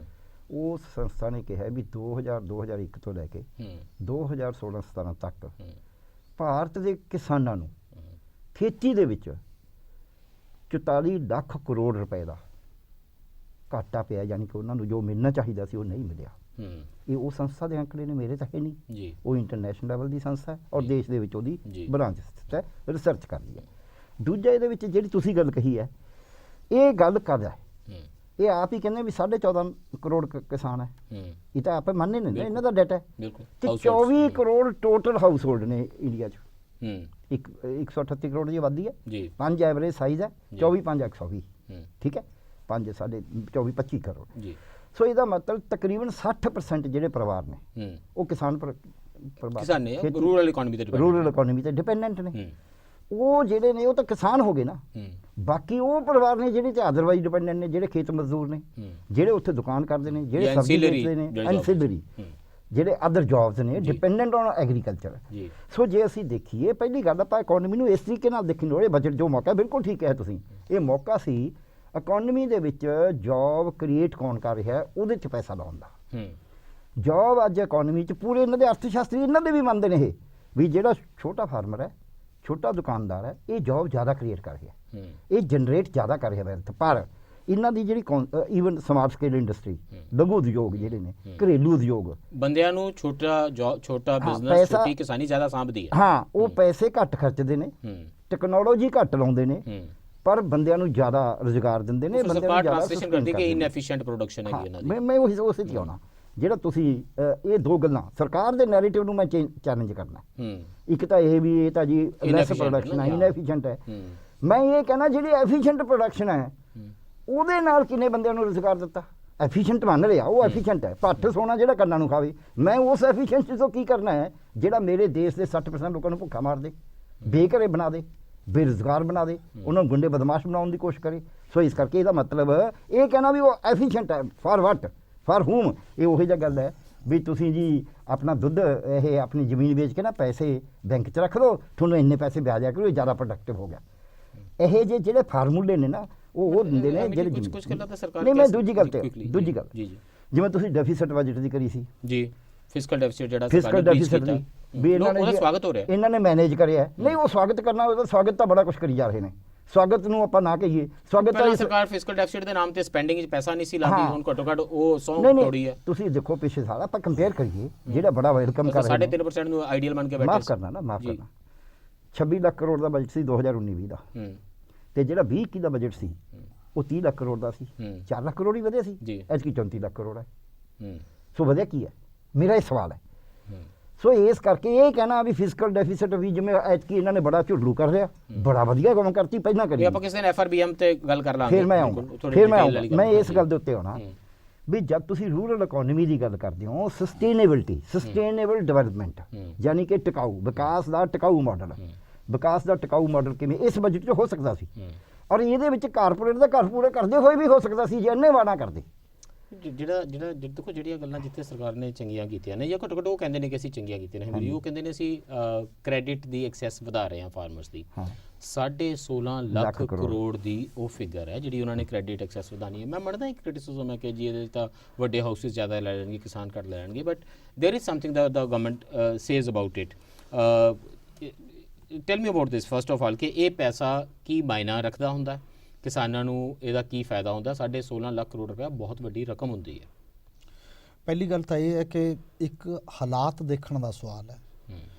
ਕਿਸਾਨ ਜਿਹੜੀਆਂ ਸਟੇਟਾਂ ਉਹ ਨੇ ਜਿਨ੍ਹਾਂ ਨੂੰ ਅਸੀਂ ਖੇਤੀ 'ਚ ਪ੍ਰੋਗਰੈਸਿਵ ਸਟੇਟਾਂ ਕਹਿੰਦੇ ਹਾਂ ਜੀ, ਉਹਦਾ ਕਿਸਾਨ ਤਾਂ ਕਰਜ਼ੇ ਦੇ ਬੋਝ ਕਰਕੇ ਖੁਦਕਸ਼ੀ ਕਰ ਰਿਹਾ ਹੈ। ਉਹਨੂੰ ਕਰਜ਼ੇ ਤੋਂ ਰਿਲੀਫ ਦੇਣ ਦਾ ਕੁਐਸਚਨ ਹੈ। ਪ੍ਰੋਗਰੈਸਿਵ ਸਟੇਟ ਸੇ ਕਿਸਾਨ ਖੁਦਕੁਸ਼ੀ ਕਰ ਰਿਹਾ। ਹਾਂ, ਮਹਾਰਾਸ਼ਟਰ ਤਰੱਕੀ ਯਾਫਤਾ 'ਚ ਕਰ ਰਿਹਾ, ਦੂਜੇ 'ਚ ਜੇ ਨਹੀਂ ਕਰ ਰਿਹਾ ਉਹ ਹੋਰ ਇੱਕ ਅਲੱਗ ਮਾਮਲਾ ਹੈ, ਉਹਦੀ ਲੌਜਿਕ ਅਲੱਗ ਹੈ, ਕਿਉਂ ਨਹੀਂ ਹੋ। ਇਸ ਕਰਕੇ ਤੁਹਾਨੂੰ ਇਹ ਹੈ ਜਿਹੜਾ ਫਾਰਮਰ ਦੇ ਦੋ ਮੇਜਰ ਡਿਮਾਂਡ ਸੀ, ਐਮਐਸਪੀ ਲੀਗਲਾਈਜ਼ ਤੇ ਕਰਜ਼ਾ ਮਾਫੀ। ਕਰਜ਼ਾ ਮਾਫੀ ਦੀ ਡਿਮਾਂਡ ਹੈ, ਕਰਜ਼ੇ ਤੋਂ ਰਿਲੀਫ ਦੀ ਡਿਮਾਂਡ ਹੈ। ਜਦੋਂ ਤੁਸੀਂ ਕਾਰਪੋਰੇਟ ਦਾ ਜਿਹੜਾ ਬੈਡ ਡੈਟ ਕਹਿ ਕੇ ਐਨਪੀਏ ਬਣਾ ਕੇ 17 ਲੱਖ ਕਰੋੜ ਤੱਕ ਉਹ ਕਰ ਸਕਦੇ ਹੋ, ਤੇ ਇਹ 16.5 ਲੱਖ ਕਰੋੜ ਹੈ, ਤੇ ਇਦੋਂ ਪਹਿਲਾਂ 12 ਲੱਖ ਕਰੋੜ ਸੀ, ਵੱਖ-ਵੱਖ ਟਾਈਪ ਦਾ ਕਰਜ਼ਾ ਸੀ। ਉਹ ਕਹਿੰਦੇ ਇੱਕ ਵਾਰ ਸਾਨੂੰ ਵੀ ਬੈਡ ਡੈਟ ਕਹਿ ਕੇ ਇੱਕ ਵਾਰ ਤਾਂ ਮਾਫ ਕਰ ਦਿਓ ਨਾ, ਉਦੋਂ ਬਾਅਦ ਦੇਖਾਂਗੇ। ਉਧਰ ਤਾਂ ਸਕੀਮ ਹੀ ਬੜੀ ਵਧੀਆ ਬਣਾਈ, ਉਹ ਕਹਿੰਦੇ ਇੱਕ ਬੈਡ ਡੈਟ ਬੈਂਕ ਬਣਾ ਦੇਾਂਗੇ। ਇਹੀ ਸਾਰੇ ਜਿਹੜਾ ਕਰਜ਼ਾ ਉਹ ਇੱਕ ਘਾਟੇ ਵਾਲਾ ਬੈਂਕ ਬਣਾਏਗੀ ਸਰਕਾਰ। ਤੁਹਾਡੀ ਅਪਰੋਚ ਕਿੱਧਰ ਨੂੰ ਜਾਂਦੀ ਹੈ, ਤੇ ਇਹਦੇ ਚੋਂ ਵੀ ਜਿਹੜਾ ਫਿਰ ਉਹ ਹੁਣ ਵੱਡੇ ਉਹਦੇ 'ਚ ਤੁਸੀਂ ਖੁੱਲਾ ਛੱਡਤਾ। ਪਹਿਲਾਂ ਤਾਂ ਚਲੋ ਜਿਹੜਾ ਕਰਜ਼ਾ ਦਿੰਦਾ ਸੀ, ਕ੍ਰੈਡਿਟ ਸੀ, ਰੂਰਲ ਕ੍ਰੈਡਿਟ ਫਾਰਮਿੰਗ ਦਾ ਨਾ, ਉਹ ਫਾਰਮਰ ਨੂੰ ਮਿਲਦਾ ਸੀ। ਚਲਦੇ ਉਹਦੇ 'ਚ ਅਮੈਂਡਮੈਂਟਸ ਤੁਸੀਂ ਸਟਾਰਟ ਕਰਨ ਲੱਗੇ। ਜਿਵੇਂ ਪੀ ਸਾਈਨਾਥ ਉਹਨਾਂ ਨੇ ਐਗਜ਼ਾਮਪਲ ਮੁੰਬਈ ਦੀ ਦਿੱਤੀ ਸੀ ਨਾ, ਕਿ ਮਹਾਰਾਸ਼ਟਰ ਦਾ ਟੋਟਲ ਜਿਹੜਾ ਫਾਰਮਰ ਕ੍ਰੈਡਿਟ ਹੈ ਪਿਛਲੇ ਸਾਲ ਦਾ, ਉਹ 53% ਮੁੰਬਈ ਲੈ ਗਈ। ਬੰਬੇ ਸਾਰੇ ਤੇ ਖੇਤੀ ਹੋ ਗਈ ਹੋਣੀ ਹੈ। ਖੇਤੀ ਕਿੱਥੇ ਹੋ ਗਈ, ਝੋਨਾ ਲੱਗਾ ਹੋਣਾ ਸ਼ਾਇਦ ਮੁੰਬਈ ਦੀਆਂ ਸੜਕਾਂ ਤੇ। ਉਹਦਾ ਮਤਲਬ 53% ਮਹਾਰਾਸ਼ਟਰ ਦਾ ਪੂਰਾ। ਹਾਂ, ਉਹ ਬੰਬਈ ਦੇ ਕੋਲ ਚਲਾ ਜਾਂਦਾ। ਸੋ ਆਬਵੀਅਸਲੀ ਜਿਹੜੀਆਂ ਐਗਰੀਕਲਚਰ ਨਾਲ ਰਿਲੇਟਡ ਇੰਡਸਟਰੀਜ਼ ਹੋਣਗੀਆਂ ਉਹ ਲੈ ਲੈਂਦੀਆਂ ਹੋਣਗੀਆਂ। ਉਹੀ ਉਹ ਲੈ ਲੈਂਦੇ ਨੇ, ਫਿਰ ਉਹ ਬੈਡ ਬੀਟ। ਸ਼ਰਾਬ ਦੀ ਇੰਡਸਟਰੀ ਲਵੇ, ਐਗਰੋ ਇੰਡਸਟਰੀ ਤੇ ਹੈ ਹੀ ਹੈ ਨਾ। ਸ਼ਰਾਬ ਦੀ ਲਾਦਾ, ਮੋਲੈਸਿਸ ਦੀ ਲਾਦਾ, ਇੱਕ ਕਾਗਜ਼ ਬਣਿਆ ਕਰੇਗਾ, ਤੇ ਖੇਤੀ ਦੇ ਕਰਜ਼ਾ ਗਿਣਿਆ ਜਾਏਗਾ ਸਾਰਾ। ਉਹ ਐਨਪੀਏ ਬਣ ਜਾਂਦਾ, ਉਦੋਂ ਬਾਅਦ ਵੀ ਐਨਪੀਏ ਬਣ ਜਾਂਦਾ ਹੈ, ਉਹ ਤੇ ਸਰਕਾਰ ਨੂੰ ਕੋਈ ਪ੍ਰੋਬਲਮ ਨਹੀਂ, ਫਿਰ ਵੇਵ ਆਫ ਹੋ ਜਾਏਗਾ। ਫਾਰਮਰ ਦਾ ਇਹ ਸਵਾਲ ਹੈ ਜਿਹਨੂੰ ਤੁਸੀਂ ਇਹ ਕਹਿ ਰਹੇ ਹੋ ਵੀ ਅਸੀਂ ਇੰਨਾ ਦੇ ਰਹੇ ਹਾਂ, ਉਹਦੇ ਕਰਜ਼ੇ ਦੀ ਮਾਫੀ ਜਾਂ ਕਰਜ਼ਾ ਮੈਨੇਜ ਕਰਨ ਦਾ ਕੋਈ ਤਰੀਕਾ ਨਹੀਂ ਹੈ ਬਜਟ ਦੇ ਵਿੱਚ, ਨਾ ਹੀ ਸੁਝਾਇਆ ਗਿਆ। ਔਰ ਜਿਹੜੇ ਕਿ ਬੇਸਿਕ ਸਮੱਸਿਆ ਇਮੀਡੀਏਟ ਕਨਫਰੰਟ ਕਰ ਰਿਹਾ ਫਾਰਮਰ। ਇਹ ਤੋਂ ਇਲਾਵਾ ਰੂਰਲ ਡਿਵੈਲਪਮੈਂਟ ਦੀਆਂ ਹੋਰ ਵੀ ਚੀਜ਼ਾਂ ਕਿੰਨੀਆਂ ਹੀ ਨੇ ਕਿ ਰੂਰਲ ਡਿਵੈਲਪਮੈਂਟ ਪਿਛਲੇ ਸਾਲ 69,800 ਕੁਛ ਕਰੋੜ ਰੁਪਈਆ ਰੂਰਲ ਡਿਵੈਲਪਮੈਂਟ ਦਾ ਬਜਟ ਸੀ ਪੰਚਾਇਤਾਂ ਦਾ ਰੂਰਲ ਜਿਹੜਾ ਉਸ ਲੈਵਲ ਤੇ ਰੂਰਲ ਡਿਵੈਲਪਮੈਂਟ ਤੇ ਇਸ ਵਾਰ ਤੁਸੀਂ ਘਟਾ ਕੇ ਉਹ ਕਰਤਾ 44,000 ਕਰੋੜ ਰੁਪਏ ਪਿੰਡ ਘਟ ਗਏ ਨੇ ਹਿੰਦੁਸਤਾਨ ਦੇ 25,000 ਕਰੋੜ ਲਾਸ ਹੈ ਕੀ ਹੋ ਗਿਆ ਉੱਥੇ ਬਹੁਤ ਡਿਵੈਲਪਮੈਂਟ ਪਹਿਲਾਂ ਹੀ ਹੋ ਗਈ ਉੱਥੇ ਲੋੜ ਨਹੀਂ ਕਿਸੇ ਚੀਜ਼ ਦੀ ਕੀ ਹੋ ਗਿਆ and we come back to the political question ਉਹ ਤੇ ਮੈਨੂੰ ਇਹ ਦੱਸੋ ਪੈਸਾ ਜਿਸ ਵੇਲੇ ਇਕੱਠਾ ਪਿਆ ਹੁੰਦਾ ਨਾ ਹਮੀਰ ਜੀ ਤੇ ਮੇਰੀ ਇੱਕ ਇੰਟਰਸਟ ਤਾਂ ਇਹ ਹੈਗਾ ਵੀ ਮੈਂ ਜਿਨ੍ਹਾਂ ਦਾ ਯਾਰ ਹੈਗਾ ਉਹਨਾਂ ਦੇ ਮੈਂ ਫਾਇਦੇ ਕਰਦਾ ਦੈਟਸ ਅ ਡਿਫਰੈਂਟ ਥਿੰਗ ਇੱਕ ਮੇਰਾ ਹੋਰ ਵੀ ਇੰਟਰਸਟ ਹੈ ਮੈਂ ਸੱਤਾ ਵਿੱਚ ਵੀ ਤਾਂ ਰਹਿਣਾ ਚਾਹਨਾ ਬਿਲਕੁਲ ਇਹ ਸਿੰਘੂ ਟਿਕਰੀ ਗਾਜ਼ੀਪੁਰ ਜੋ ਕਰ ਰਹੇ ਨੇ ਇਹ ਮੇਰੀ ਸੱਤਾ ਨੂੰ ਜੇ ਚੈਲੰਜ ਹੋਵੇਗਾ ਮੈਂ ਘੱਟੋ ਘੱਟ ਇੱਕ ਪੋਲੀਟੀਕਲ ਕਾਸਟ ਇਸ ਵਾਰੀ ਦੇ ਦਿੰਦਾ ਇਸ ਵਾਰੀ ਮੈਂ ਇੰਨਾ ਪੈਸਾ ਇਹੋ ਜਿਹੇ ਜਗ੍ਹਾ ਤੇ ਰੱਖ ਦਿੰਦਾ ਸੁੱਟ ਦਿੰਦਾ ਪਾ ਦਿੰਦਾ ਕਿ ਮੈਂ ਸੀਨਾ ਤਾਣ ਕੇ ਕਹਿ ਸਕਾਂ ਕਿ ਆ ਪਈਆਂ ਸਾਡੀਆਂ ਐਲੋਕੇਸ਼ਨਸ ਇਸ ਸਕੀਮ ਤੇ ਇੰਨਾ ਪੈਸਾ ਲਾਤਾ ਇਸ ਸਕੀਮ ਤੇ ਇੰਨਾ ਪੈਸਾ ਲਾਤਾ ਦੱਸੋ ਮੈਂ ਕਿਵੇਂ ਹਾਂ ਕਿਸਾਨ ਵਿਰੋਧੀ ਜਿਹੜਾ ਤੁਸੀਂ ਰੋਲਾ ਭਰ ਕੇ ਆ ਅਸਲ ਚ ਸਾਡੀ ਜਿਹੜੀ ਪੋਲਿਟਿਕਸ ਹੈ ਸਾਡੀ ਪੋਲਿਟਿਕਸ ਨਹੀਂ ਕੀਤਾ ਵਾਈ ਹੈਵ ਉਹ ਇਸ ਕਰਕੇ ਨਹੀਂ ਕੀਤਾ ਕਿ ਪਿਛਲੇ ਸਾਲਾਂ ਤੋਂ ਲਗਾਤਾਰ ਤੁਸੀਂ ਆ ਪਿਛਲੀ 2019 ਦੀ ਪਾਰਲੀਮੈਂਟ ਦੇਖੋ ਤੇ ਉਦੋਂ ਪਹਿਲਾਂ 2014 ਦੀ ਪਾਰਲੀਮੈਂਟ ਦੇਖੋ ਤੇ ਉਹ ਪਾਰਲੀਮੈਂਟ ਚ ਕੀ ਸੀ ਹਰ ਇੱਕ ਦੇ ਖਾਤੇ 15 ਲੱਖ ਕਰੋੜ ਆਏਗਾ ਜੁਮਲਾ ਸੀ ਪਰ ਫਿਰ ਵੀ 19 ਚ ਕਿਵੇਂ ਜਿੱਤਿਆ ਤੇ ਉਦੋਂ ਪਹਿਲਾਂ MS ਸਵਾਮੀਨਾਥਨ ਰਿਪੋਰਟ ਲਾਗੂ ਕਰਾਂਗੇ ਤੇ ਤੁਸੀਂ ਸੁਪਰੀਮ ਕੋਰਟ 'ਚ ਹਲਫੀਆ ਬਿਆਨ ਦੇ ਦਿੰਦੇ ਹੋ ਤੇ ਫਿਰ ਇੱਕ ਪਰਿਭਾਸ਼ਾ ਹੀ ਬਦਲ ਕੇ ਕਹਿ ਦਿੰਦੇ ਹੋ ਸਵਾਮੀਨਾਥਨ ਦੇਤਾ ਉਹਦੇ 'ਚ ਕੀ ਹੋਇਆ ਉਹਦੇ 'ਚ ਇਹ ਹੋਇਆ ਕਿ ਇੱਕ ਅਲਾਈਨਮੈਂਟ ਕੀਤੀ ਇਹ ਪੋਲਿਟਿਕਸ ਜਿਹੜੀ ਹੈ ਕਾਰਪੋਰੇਟ ਲੈਡ ਜਿਹੜਾ ਇਕਨੋਮਿਕਸ ਦੀ ਤੇ ਸੋਸ਼ਲ ਸੈਕਟਰ ਦੇ ਵਿੱਚ ਉਹ ਹਿੰਦੂ ਤਬਦੀ ਇੱਕ ਮੈਜੋਰਿਟੇਰੀਅਨ ਜਿਹੜੇ ਲੋਕਾਂ ਦਾ ਇੱਕ ਮਾਈਂਡ ਸੈਟ ਬਣਾ ਕੇ ਹਜੂਮ ਦੇ ਰੂਪ ਦੇ ਵਿੱਚ ਉਹਦੇ ਨਾਲ ਵੋਟ ਲੈਣ ਦਾ ਸਵਾਲ ਹੈ ਪੈਸੇ ਨਾਲ ਤੇ ਧਾਰਮਿਕ ਉਹ ਹਿੰਦੂ ਤਬਦਾ ਇੱਕ ਏਜੰਡੇ ਦੇ ਰਾਹੀਂ ਉਹਦੇ 'ਚੋਂ ਫਿਰ ਇਹਨਾਂ ਨੇ ਕੀ ਕੀਤਾ ਇਤਕੀ ਕਿ ਆਪਾਂ ਜੰਮੂ ਕਸ਼ਮੀਰ ਤੋੜਤਾ ਪੂਰਾ ਕਰਤਾ ਆਪਾਂ ਰਾਮ ਮੰਦਿਰ ਬਣਾਤਾ ਪੂਰਾ ਕਰਤਾ ਆਪਣੇ ਨਾਲ ਮੈਜੋਰਿਟੇਰੀਅਨ ਸੈਟਅਪ ਹੈਗਾ ਹੀ ਹੈਗਾ ਉਹ ਤਾਂ ਟਵਿੱਟਰ ਤੇ ਬਾਕੀ ਜਗ੍ਹਾ ਤੇ ਸੋਸ਼ਲ ਮੀਡੀਆ ਤੇ ਸਾਡੇ ਨਾਲ ਹੈ ਇਸ ਲਈ ਉਹਨੂੰ ਜਿਹੜਾ ਹਿਊਮਨਿਟੇਰੀਅਨ ਇੱਕ ਐਂਗਲ ਹੁੰਦਾ ਹੈ ਇਨਸਾਨੀਅਤ ਦਾ ਐਂਗਲ ਹੁੰਦਾ ਕਿ ਕੰਟਰੀ ਇਨਸਾਨਾਂ ਨਾਲ ਬਣਦੀ ਹੈ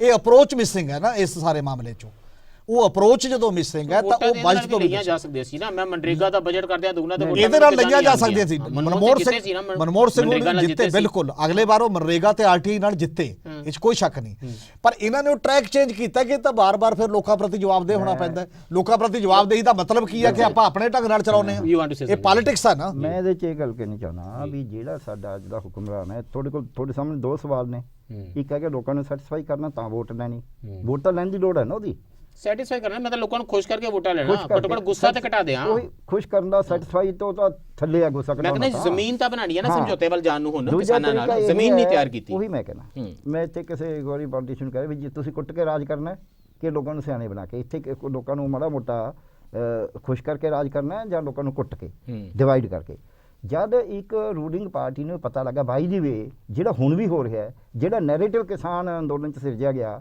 ਵੀ ਇਹ ਤਾਂ ਇਕੱਲੇ ਪੰਜਾਬੀ ਨੇ ਇਹ ਤਾਂ ਇਕੱਲੇ ਸਿੱਖ ਨੇ ਇਹ ਅਜੇ ਸਾਡੀਆਂ ਜਿਹੜੀਆਂ ਪੰਜਾਬ ਦੀਆਂ ਪਾਰਟੀਆਂ ਇਹ ਵੀ ਨਹੀਂ ਸੋਚ ਰਹੀਆਂ ਇਹ ਅੱਜ ਵੀ ਇੱਕ ਵਿਪਿੰਗ ਬॉय ਬਣਾਇਆ ਜਾ ਰਿਹਾ ਹੈ ਇਹ ਮੁੜ ਕੇ ਪੂਰੇ ਦੇਸ਼ ਦੇ ਵਿੱਚ ਮੈਂ ਕਿਉਂਕਿ ਮੈਂ ਇੱਕ ਉਸ ਕਮਿਊਨਿਟੀ ਨੂੰ ਬਿਲੋਂਗ ਕਰਦਾ ਜਿਹ 'ਚ ਲੋਕ ਆ ਕੇ ਮੇਰੇ ਕੋਲ ਗੱਲਾਂ ਕਰ ਦਿੰਦੇ ਨੇ ਉਹ ਇਹ ਅੰਦਰੋਂ ਅੰਦਰ ਹੀ ਇਸ ਗੱਲ ਤੇ ਖੜੇ ਨੇ ਵੀ ਮੋਦੀ ਹੁਣ ਇਹਨਾਂ ਨੂੰ ਦੇਖੋ ਇਹਨਾਂ ਨੂੰ ਸਬਕ ਸਿਖਾਏਗਾ ਜਿਵੇਂ 84 'ਚ ਸਿਖਾਇਆ ਗਿਆ ਸੀ ਇਹ ਰੀਅਲੀ ਮੈਂ ਦੱਸਦਾ ਤੁਹਾਨੂੰ ਸਾਡੇ ਤੋਂ ਜ਼ਿਆਦਾ ਪਤਾ ਲੱਗਦੀਆਂ ਤੁਹਾਡੇ ਨਾਲ ਮੇਰੇ ਨਾਲ ਗੱਲ ਕਰਦੇ ਨੇ ਗਰਗ ਲੱਗਾ ਹੋਇਆ ਹਾਂ ਮੇਰੇ ਨਾਲ ਗੱਲ ਕਰਦੇ ਨੇ ਵੀ ਹੁਣ ਇਹਨਾਂ ਨੂੰ ਐਂ ਸਭ ਕੁਝ ਸਿਖਾਇਆ ਜਾਊ ਔਰ ਪੰਜਾਬ ਦੇ ਵੀ ਜਿਹੜੇ ਬੰਦੇ ਚੰਗੀਆਂ ਤਨਖਾਹਾਂ ਲੈ ਰਹੇ ਨੇ ਇੱਕ ਤੁਸੀਂ ਨੈਰੇਟਿਵ ਹੀ ਸਿਰਜ ਕਰਤਾ ਇੱਕ ਵਿਜ਼ਨ ਪੈਦਾ ਕਰਤਾ ਵੀ ਇਹਨਾਂ ਨੂੰ ਮਾਰਨਾ ਜ਼ਰੂਰੀ ਹੈ ਇਹ ਜੋ ਕੁਝ ਹੋ ਰਿਹਾ ਹੈ ਜੇ ਕਿੱਲ ਵੀ ਗੱਡੇ ਜਾ ਰਹੇ ਨੇ ਉਹ ਉਸ ਗੱਲ ਤੋਂ ਇੱਕ ਤਾਕਤ ਸ਼ਾਸਕ ਆਪਦੀ ਤਾਕਤ ਦਿਖਾ ਰਿਹਾ ਸੋ ਅੱਜ ਸ਼ਾਸਕ ਦੋ ਗੱਲਾਂ ਨਾਲ ਰਾਜ ਕਰ ਰਿਹਾ ਲੋਕਾਂ ਨੂੰ ਗੁੰਮਰਾਹ ਕਰਕੇ ਲੋਕਾਂ ਨੂੰ ਵੰਡ ਕੇ ਇਦੋਂ ਅੱਗੇ ਮੈਨੂਫੈਕਚਰ ਕਰਕੇ ਕੰਸੈਂਟ ਲੋਕਾਂ ਦੀ ਕੰਸੈਂਟ ਮੈਨੂਫੈਕਚਰ ਕਰਦਾ ਹੈ। ਮੈਂ ਇਸ ਤੋਂ ਵੱਖਰਾ ਸਵਾਲ ਨਹੀਂ ਪੁੱਛ ਰਿਹਾ ਮੈਂ ਕਹਿ ਰਿਹਾ ਇਹਦੇ ਵਿੱਚ ਵੀ ਧੋਖਾ ਦੇਣ ਦੀ ਕੋਸ਼ਿਸ਼ ਕੀਤੀ ਜਾ ਸਕਦੀ ਸੀ ਉਹਨੂੰ ਕਿਉਂ ਛੱਡ ਦਿੱਤੀ ਹੈ ਨਹੀਂ ਉਹ ਤੁਸੀਂ ਇਸ ਵਾਰੀ ਪੈਸਾ ਦੇ ਸ਼ਾਇਦ ਜੇਕਰ ਧੋਖਾ ਆਊਗਾ ਇਸ ਤੋਂ ਬਾਅਦ ਟਰੰਪ ਵਾਂਗ ਟਰੰਪ ਨੇ ਵੀ ਬਹੁਤ ਵੱਡਾ ਇੱਕ